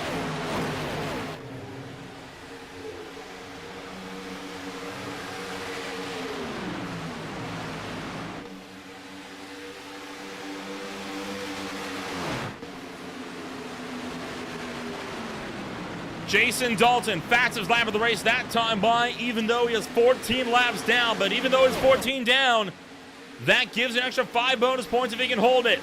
Telder to the inside of Smith, trying to cross him over into turn number 3. Smith trying to pinch him down. Telder maintains the run. Sweeting and Evans, the main pushers. Will we go 3 wide for the lead off of 4? We will not. Whoa, we got 1 car sideways. Heads up, look out, 1 car. That's Blackwell. Oh, Blackwell! Cartwheeling, tumbling, end over end, side over side. A vicious tumble as he slams the inside wall and goes for a series of vicious tumbles on the front straightaway.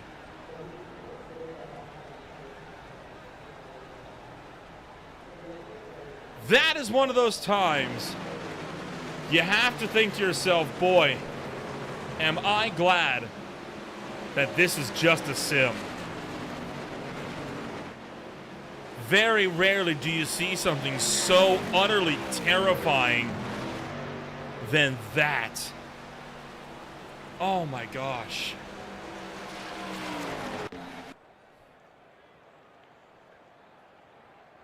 I have no idea what even happened. What in the world? Jump back here. Oh, he clipped the outside wall and it broke. The right front had to have. As the car slid to the inside, and Noah, you can see him turn to the left. He just didn't care. Slams the inside wall. Car rolls over on the driver's side door, and then it goes tumbling. Digs into the grass. There's 1, 2, 3, 4, 5, 6, 7, 8, 9, 10. 10 and a half rolls. Or, yeah, it'll be 10 and a half. Unbelievable.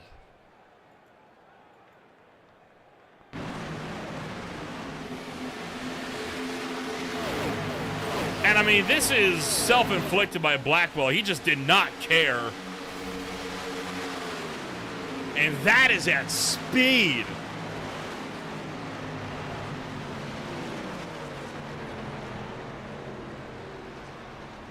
That is a shocking ride.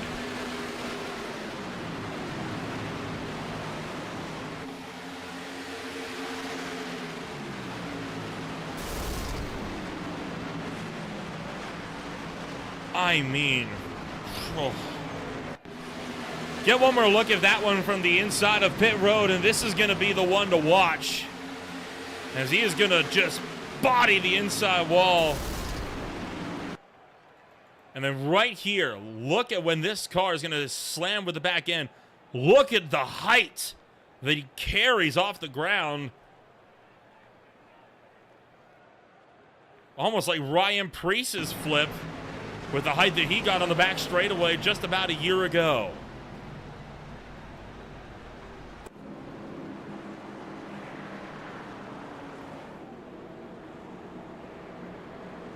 Jonathan Evans leads the way, and some clarification courtesy of Chained Grabroid in the chat.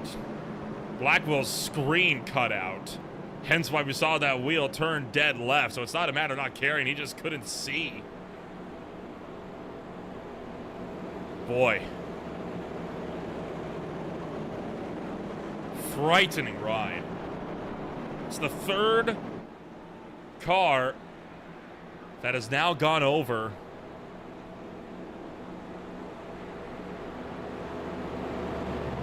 You know what that also reminds me of? Jim Duda. That is effectively a carbon copy of Jim Duda's massive flip of the NASCAR Classic Series race at Talladega. Except Duda's case, Duda got turned to the inside, but just like Blackwell, he slammed to the wall, the car dug in, and just started to barrel roll. But Blackwell's definitely the more impressive, as he cartwheeled 5 additional times. Well, the race set to go back. Quite a few cars came down to pit road under that yellow flag. The drivers that came down were Smith, Lidoff, Taub, Gagnon, Nichols, Press, and Donahue, who are all in the lead lap. Those that stayed out include Evans, Sweeting, Telder, Burkhart, Phillips, and Marr.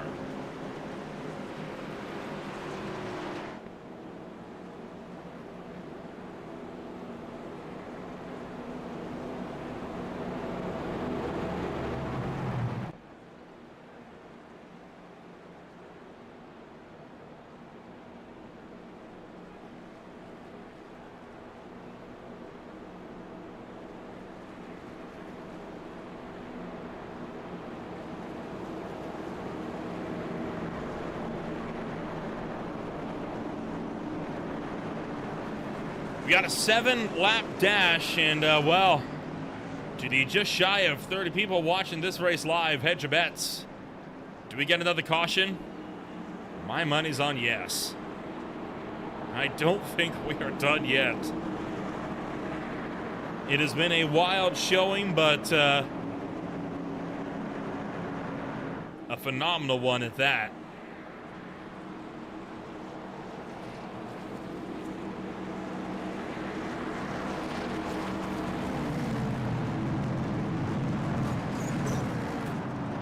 Green flag set to come out this time by with 7 laps to go.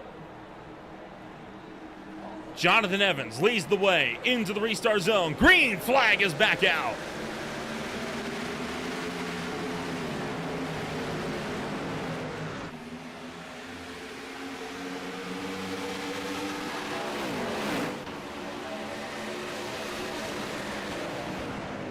Well, the pack trying to cut their way through. As we fire down the back straightaway once again, looking for 6 to go, this time by Chuck Sweeting, quickly closing on Jonathan Evans. He's going to lift, though. Does not commit to the pass. Here comes Aaron Smith. Smith makes it 3 wide, and Smith going to power through to 4th. Telder trying to follow him through. Burkhardt shuts off the run down low. Smith up high, Burkhardt down low. Burkhardt trying to attack Chuck Sweeting for 2nd. Smith's got 17 lap pressure tires in the front runners here, and he wants to go. Looking for 5, this time by Smith down low, cuts off Burkhardt. Evans trying to go down there as well. Smith gonna work with it for now. Aaron Smith gets a 2nd, and Matt Telder just blocked in the middle. Now, Evans moves up high, opens the door. That lets Smith through to the lead. Jonathan Evans in the mix as well. Smith trying to cut him off down to the inside. Smith back up high. It wasn't going to work. Fastest lap of the race that time by for Matt Press. And boy, this racing continues. You ride on board with John Nichols. No! Turned into the infield grass! And big trouble for Jonathan Evans. Evans is up and over. Evans rolls it in the infield on the back straightaway. And that should be overtime. Smith with the lead. Telder 2nd. And this race is sent into extra innings.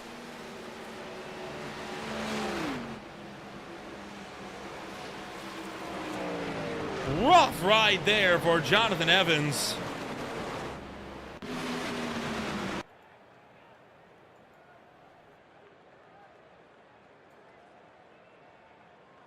As they come around turn numbers 3 and 4, Evans just got hooked. Not sure by who. Trying to follow him down. Oh, he turned himself across the nose of Burkhardt. Into the infield. Up and over. Oh my word. Holy cow. Talk about going for a ride. And if you're just tuning in for the Blades and Pedals ARCA Series race, this was seconds ago. A massive ride through the infield grass for Jonathan Evans. And this is going to be at speed.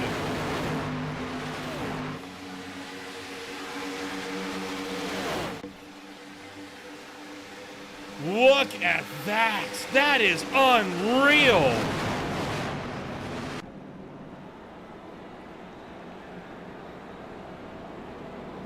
Multiple contenders coming down pit road.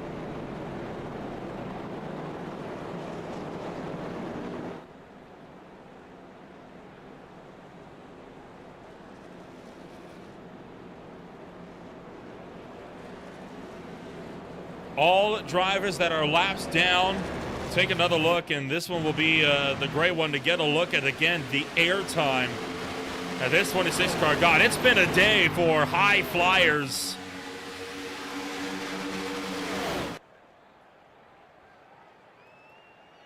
Watch the air just get into that car right when he hits the grass, gets under the right rear, and over he goes. And then this is the big one. When it gets onto the concrete,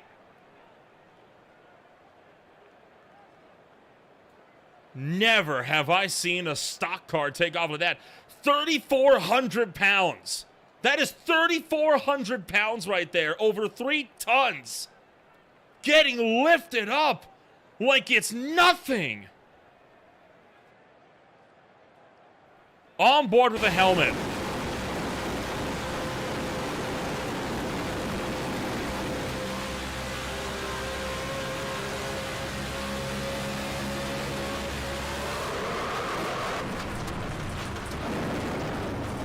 Oh boy, that. Well, we talk about. I mentioned Ryan Preece's flip earlier on. That very easily could have been identical to it. 4th car to go upside down tonight. First, it was Fontaine with a massive blowover out of turn 2. Then, it was Moynihan, who went for a slide on the back straightaway on his roof. Then it was Noah Blackwell, who lost his screen, went hard to the inside wall, and flipped over 10.5 times on a barrel roll. And now the latest one, Jonathan Evans.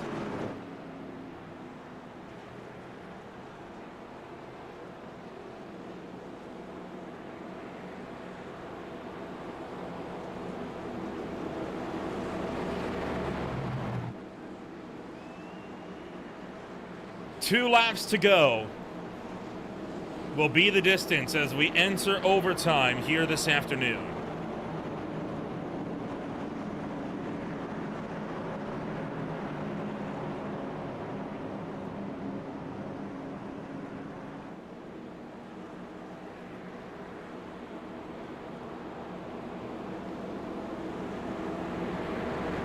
I'd expect this to be the first of 3.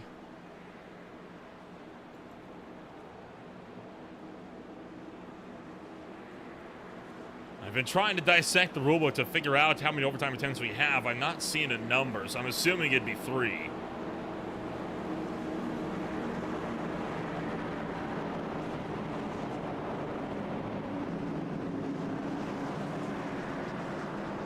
Whew. I'm not gonna lie, I am scared for these final 2 laps. I mean, the first lap should be fine, but that second lap, when they get up to speed, I don't know, something in my gut tells me we are about to see the mother of all pileups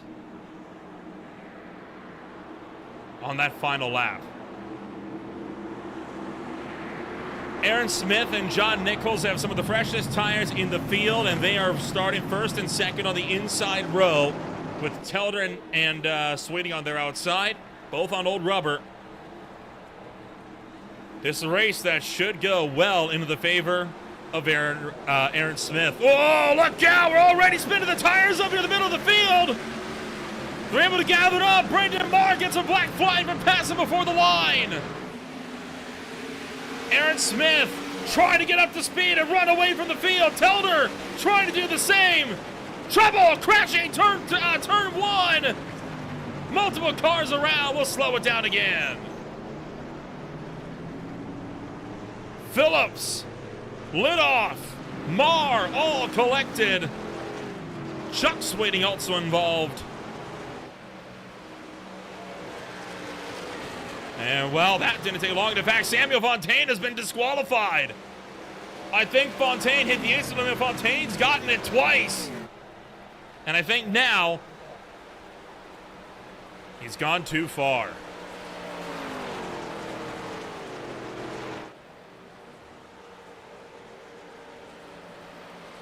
Another rough ride this afternoon as we'll jump back and find out what happened here. He spun the wheels on the restart, and, well, I think they just never really let it get settled. The 99, oh, right up there, sorry, the 75 caught the wall. That was Chuck Sweeting that got into the fence, and it looked like that was kind of the catalyst. Yep, Oh my gosh, there was a few different incidents here. So there was the number 9 going around. And up front, the 75 had a completely separate incident. So, oh, we had like 3 separate crashes here. This is going to take a moment to dissect. We'll start from the front. We'll work our way back. Chuck Sweeting up the road. Caught the wall once. Caught the wall twice. He's going to drift down into the 99, and that's what starts this bit of a hot mess as he gets into with the 3. The 4 gets involved. A big hit to the outside wall. Then from behind, you have the number 9 Corvette when Lidoff getting involved.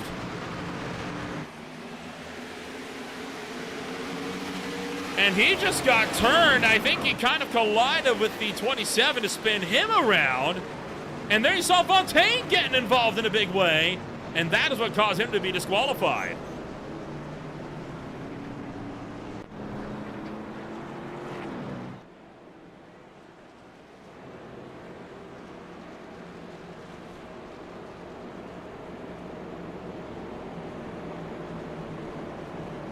Smith leads the way. John Nichols in second. Gagnon in third. Press, Evans, Burkhart, Taub, and Telder. Those are the drivers. Oh, sorry, Moynihan as well. Those are the drivers on the lead lap that do not have penalties. Marr, Phillips, and Lidoff have black flags. They must serve them this first lap back.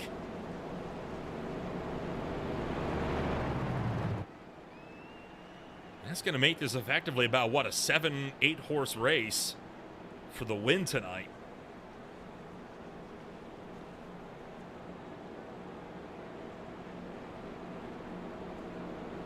I am frankly at a loss for words on what we have seen.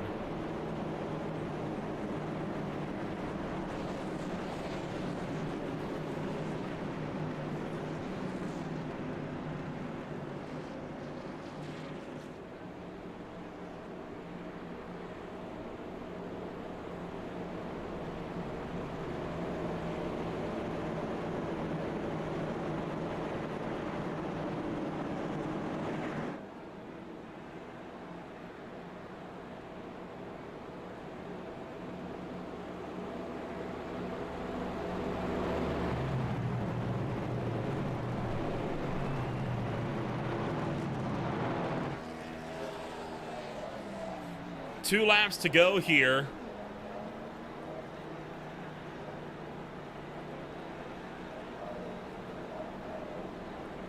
And yeah, more cars being forced to come down to pit road as we enter our second attempt at overtime.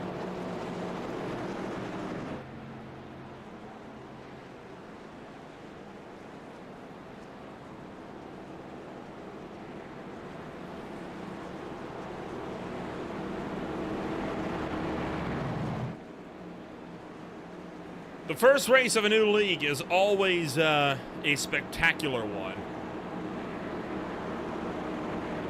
And we've had a bit of everything tonight. We've had the long-term strategies.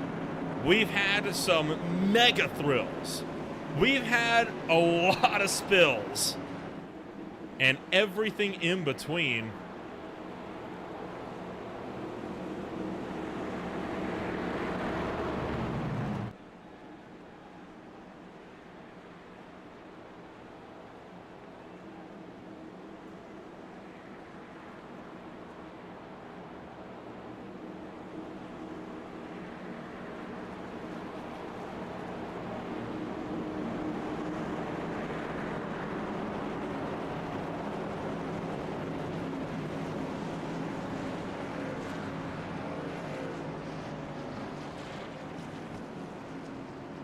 Well, they'll work into turn numbers 3 and 4.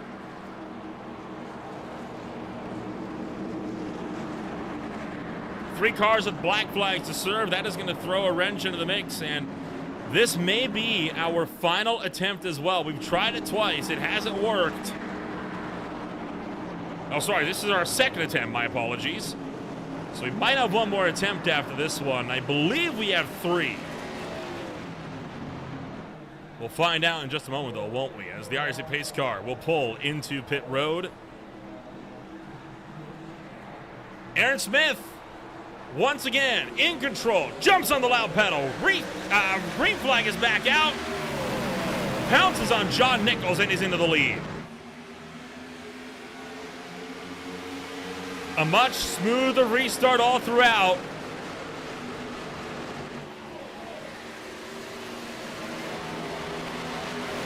As they're going to fight to the back straightaway. Do they make it back to the white flag? Joshua Gagnon wasting no time. He's going to cut up high. Evans trying to go 3 wide up the middle for second. 3 abreast. Down in the turn numbers 3 and 4. That's going to let Smith retain the number 2 spot. Nichols will stall out up top. Contact between 3rd and 4th. And the white flag's in the air. White flag is out as Aaron Smith tries to make the run for the lead. He is through. Does Evans or anybody have a chance to chase him down?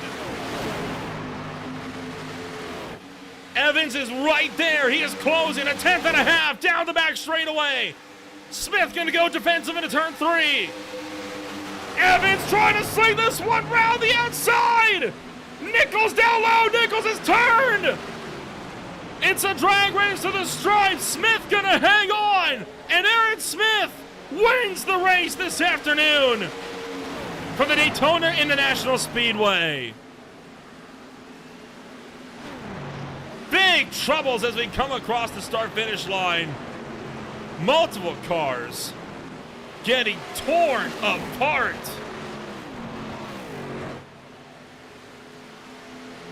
And it did not go the way that the 41 was hoping. Take a look back. This is how John Nichols' race ended in tears in turn number 3. As Matt Telder just turns him in the middle of 3 and 4. He's going to pull the save. Cannot say the same, though, for everyone else, as here was the calamity coming across the stripe. Oh, my word. Just a massive impact, and Aaron Smith will proudly burn it down as the first race winner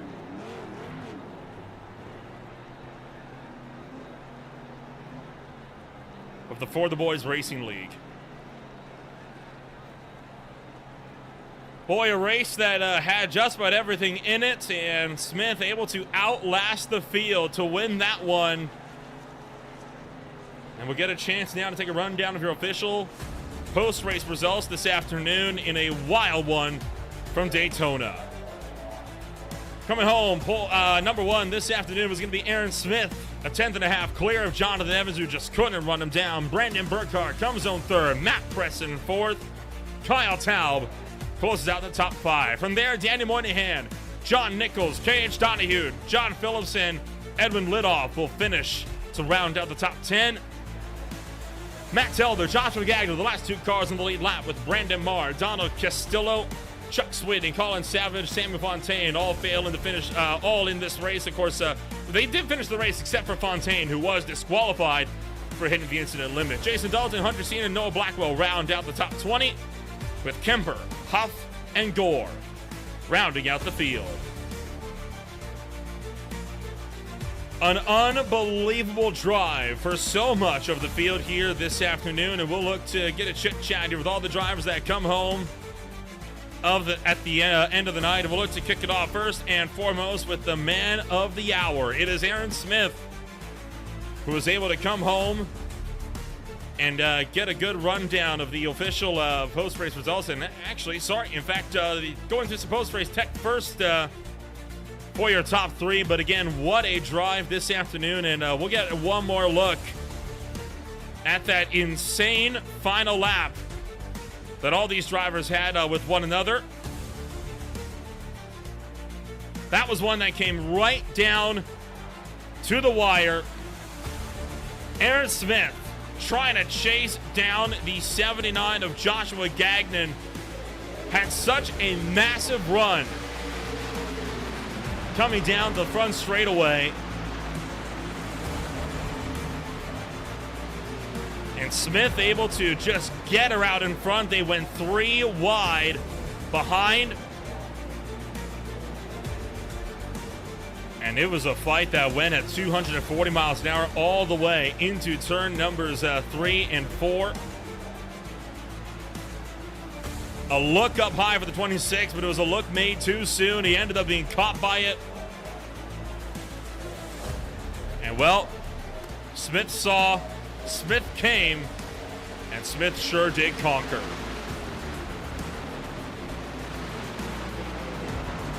Well, we'll start with the drivers that are available to give us a chat here this afternoon. We'll start it off with Jonathan Evans coming home number 2 this afternoon. Jonathan, what a crazy race we had here before us. It had about everything in the middle, and well, you tried to make the run around the outside. It just did not quite go to plan. Talk to your race this afternoon.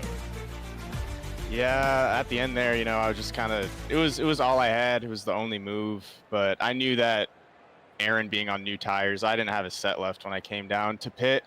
So I knew that I was going to be on the losing end, but I figured I'd give it a shot. I mean, P2 after being airborne and turning myself across, I think, Matt's nose, I'll take it. The race was really good. It was really intense, really fun. And these cars, Daytona drives like an intermediate almost, with tire saving and how much off throttle time there is. But yeah, I really enjoyed it.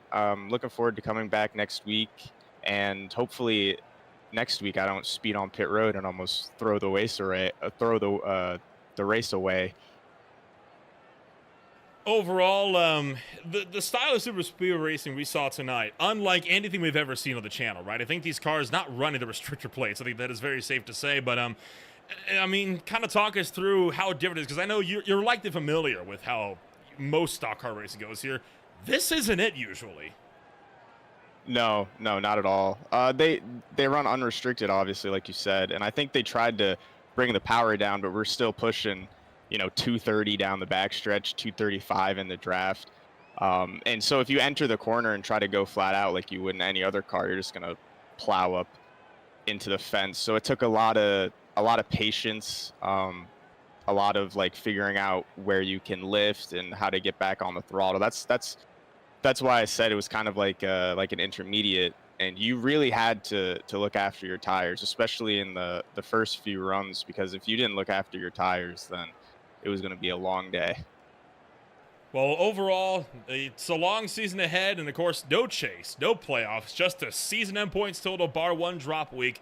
What's going to be the game plan for you entering this championship? Just try to be consistent. I know I have good pace, so I just got to try to make less mistakes. I'm going to look back and see what I did tonight and try to improve on it. Learn how to do, I still need to learn how to adjust on this car because it's brand new. I think this, to me, this is the second race other than one of the test races that they did last week that I raced on this car. But yeah, I just want to give a shout out to Brennan, John, all the league admins, you guys for the broadcast. For the first race, I mean, I think it went pretty good. There was a lot of cautions, but it's Daytona, that's going to happen. But the setup felt about as good as I thought it could, and I'm excited for the season. Big thanks to Digital Video Productions and Race EPI for being on the car, and yeah, thank you. All right, well, we'll wish you the best of luck when we return to racing action next week in Auto Club. Congratulations on taking home, at Atlanta Motor Speedway in 2 weeks. Wish you the best of luck there. Good luck in race 2. Thank you, man. Have a good one. Jonathan Evans comes home number 2 this afternoon. We'll bring on up Aaron Smith into the broadcast booth, man of the hour, taking home the race win this afternoon. Aaron, we talked to you earlier on. You were confident on going back into the top 5. Were you just as confident that you'd be pulling out the race win and finishing where you started? Well, on that long green flag run we had, I was absolutely certain I was going to win the race. I had an 11-second lead on merit at Daytona. You don't get that very often. But yeah, Jonathan had his speeding penalty, unfortunately, and we were going to have ourselves a really good race to the finish there if we didn't get that caution. But yeah, we got it. We had a few more back-to-back.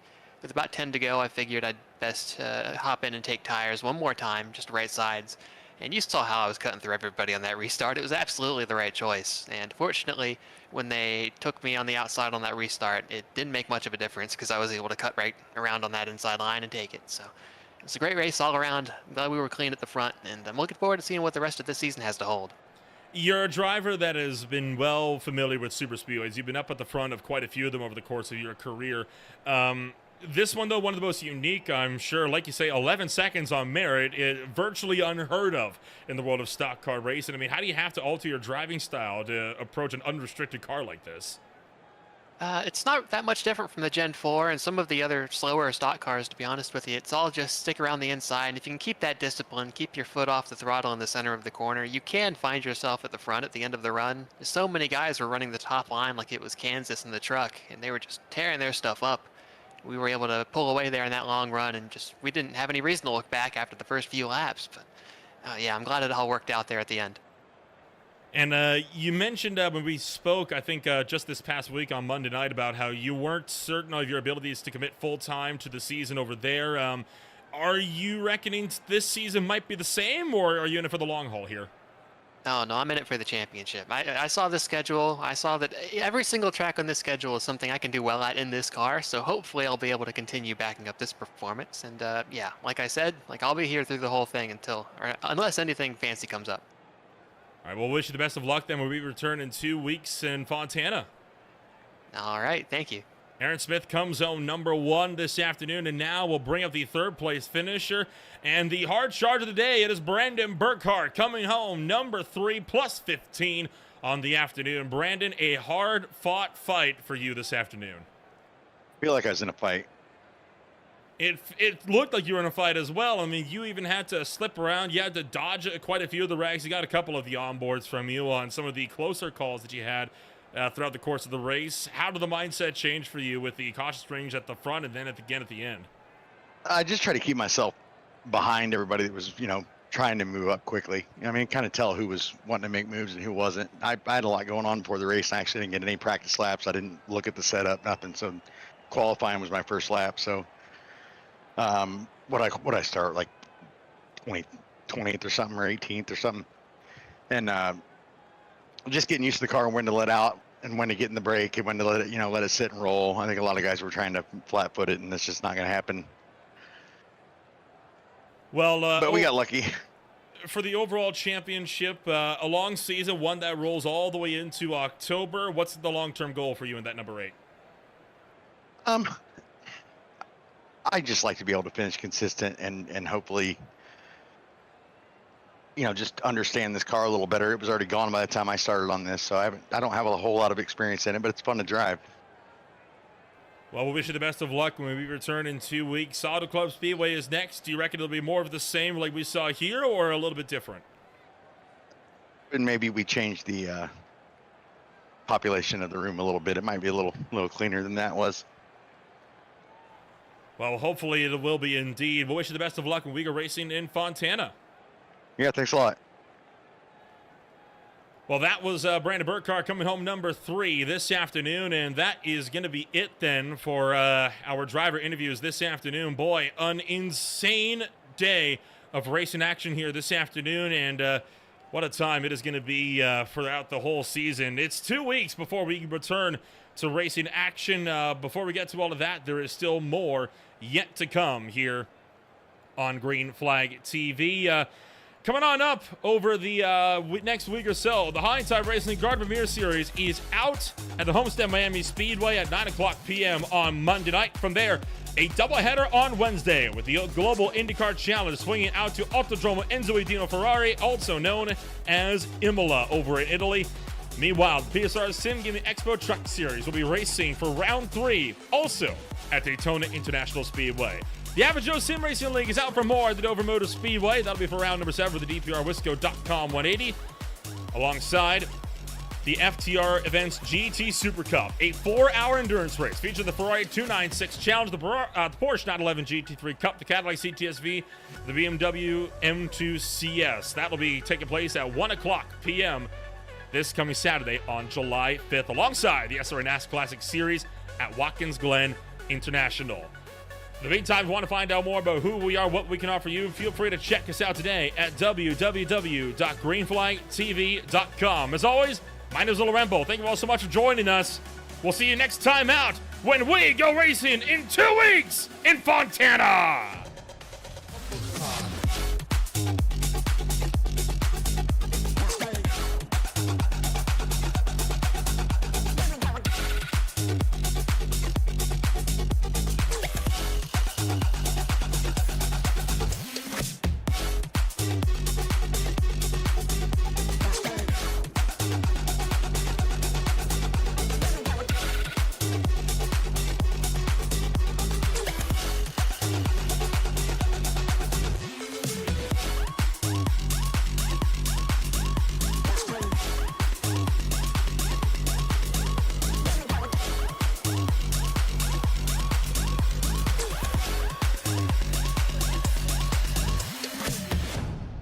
It's overturned.